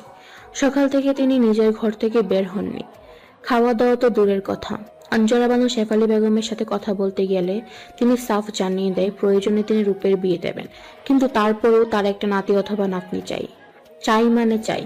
রূপ মায়ের কাছে যায়, শান্ত গলায় প্রশ্ন করে, মা এমন কেন করছো? বাবা, আমি কি নাতি নাতির মুখ দেখবো না? আল্লাহর ইচ্ছা হইলে অবশ্যই দেখবা। তনুর কি কোনো সমস্যা আছে? ডাক্তার কি বলেছে? আমার থেকে কিছু লুকাস না বাবা। রূপ চোখ মুখ শক্ত করে প্রশ্ন করে, যদি সমস্যা থাকে তাহলে কি করবা? তোর আরেকটা বিয়ের ব্যবস্থা করি। এবার রূপের মাথাটা গরম হয়ে যায়। শুধুমাত্র একটা বাচ্চার জন্য এত বছরের ভালোবাসা জলাঞ্জলি দিব? বাচ্চা তো যে কোনো অনাথ আশ্রম থেকেও পাওয়া যায়। আমরা না হয় কোনো অসহায় বাচ্চার দায়িত্ব নিব। শেফালি বেগম রূপকে ধমকিয়ে থামিয়ে দেয়। যারে তারে টোকাইয়ে নিয়ে আসবি আর আমার তারে মানা লাগবে? রূপ একটু চেঁচিয়ে ওঠে, তার মানে তো তোমার কথা অনুযায়ী তনুর সমস্যা থাকলে আমার তনুকে ছেড়ে দিয়ে আরেকটা বিয়ে করতে হবে নিজের জন্য, তাই তো? ছাড়বি কেন? তোরও থাকবে, সমস্যা কি? থামো তো মা। রূপ রূপ ঘরে যায়, কিছু কাগজপত্র হাতে করে নিয়ে, নাও দেখো। কি এগুলো? রিপোর্ট। সমস্যা তনুর না আমার, এখানে সব লেখা আছে দেখো। শেফালি বেগম অবাক চোখে তাকিয়ে আছে রূপের দিকে। তোমার কথা মতো যা সমস্যা আছে তারে ছাইড়া দেওয়া উচিত, তার মানে তনুর উচিত আমার ছাইড়া দেওয়া।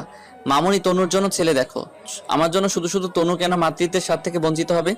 তনু এতক্ষণ চুপ ছিল, এবার সব মৌনতা ভেঙে সে কান্না করতে করতে রূপকে জড়িয়ে ধরে। পাগল হয়েছো তুমি? কি সব বলো? তুমি যেমনই হও আমি তোমাকে ভালোবাসি, আর কিছু জানি না আমি। সত্যি বললাম, বলতে চাইনি কারণ নিজেকে ছোট মনে হয়, কিন্তু মা বুঝলো না। তনু, আমার সবকিছু মেনে নিয়ে তুই থাকবি আমার সাথে। তনু কান্না করে, চুপ করে থাকে। মৌনতার সম্মতির লক্ষণ। শেফালি বানু কান্না করছে। সে তনুর কাছে ক্ষমা চায়। সত্যি সে বড্ড ভুল করে ফেলেছে। এত কিছুর মাঝে আঞ্জরা বানু কোনো কথা বলছে না, অবাক চোখে তাকিয়ে আছে রূপের দিকে। রূপ যেন জলজন্ত ভালোবাসার প্রমাণ। সবাই যে যার কাজে ব্যস্ত, পরিস্থিতি বেশ স্বাভাবিক হয়ে গিয়েছে। শেফালি বেগম আগের মতোই স্বাভাবিক। তনুর প্রতি তার ভালোবাসা কয়েক গুণ বেড়ে গেছে। রূপ আঞ্জরা বানুর পাশে গিয়ে বসে পড়ে। ডাকছিলে মামনি? রূপ, প্রত্যেকবারের মতো এবার আর প্রশ্ন করব না তুমি তনুকে ভালোবাসো কিনা, কারণ আমি জানি হয়তো এই পৃথিবীতে তোমার থেকে বেশি কেউ তনুকে ভালোবাসে না। রূপ মামুনের হাত চেপে ধরে। আঞ্জরা বানু একটু দম নিয়ে বলে ওঠে, আমি জানি প্রবলেম তোমার নয়, তনুর মধ্যে আছে। তনুর কমপ্লিকেশনের জন্য আমি দায়ী। সেদিন অ্যাক্সিডেন্টের পর ওর প্রপার কেয়ার নিতে পারিনি। I am sorry. ছাড়ো তো মামনি, সন্তান আল্লাহর দান। আল্লাহর ইচ্ছা হলে হবে আমাদের বাচ্চা। ট্রিটমেন্ট তো চলছেই। এসব কেন করলে বাবা? দেখলে না মার মাথাটা কিভাবে খারাপ হয়ে গিয়েছিল। আমি চাই না আমার তনুকে কেউ অসম্মান করুক। আমি তনু সারা জীবনের সুখের দায়িত্ব নিয়েছি। রূপ বেরিয়ে যায় ঘর থেকে। আঞ্জরা বানু কাঁদছে, তবে এটা কষ্টের কান্না না, সুখের কান্না। সত্যি ভালোবাসা সুন্দর। মনে মনে আঞ্জরা বানুর একটু আফসোসও হয়। ইস, সেই দিন যদি তনয় এভাবে পাশে থাকতো তাহলে হয়তো তার জীবনটা অন্যরকম হতো। কিন্তু না, সে তো তার তাসের ঘর তৈরি করেছিল, যেই ঘরে ভালোবাসার অভাব ছিল, সামান্য হাওয়ায় ভেঙে গেছে। তবে তার মেয়েরই ঘর ভালোবাসার অভাব নেই। এটাই তো মা হিসেবে শ্রেষ্ঠ প্রাপ্তি। ভালোবাসা সত্যি সুন্দর, হাজার অপ্রাপ্তির দুঃখেও সুখের। সকাল থেকে রূপকে খুঁজে পাওয়া যাচ্ছে না। সন্ধে হতে চলল, রূপের কোনো পাত্তা নেই। এদিকে ফোনও লাগছে না। তনুর যেন দম বন্ধ হয়ে আসছে চিন্তায়। আচ্ছা, অনুশোচনায় রূপ কিছু করে বসলো না তো? তনু আর কিছু ভাবতে পারছে না। প্রায় সন্ধে নাগাদ রূপের ফোন লাগে।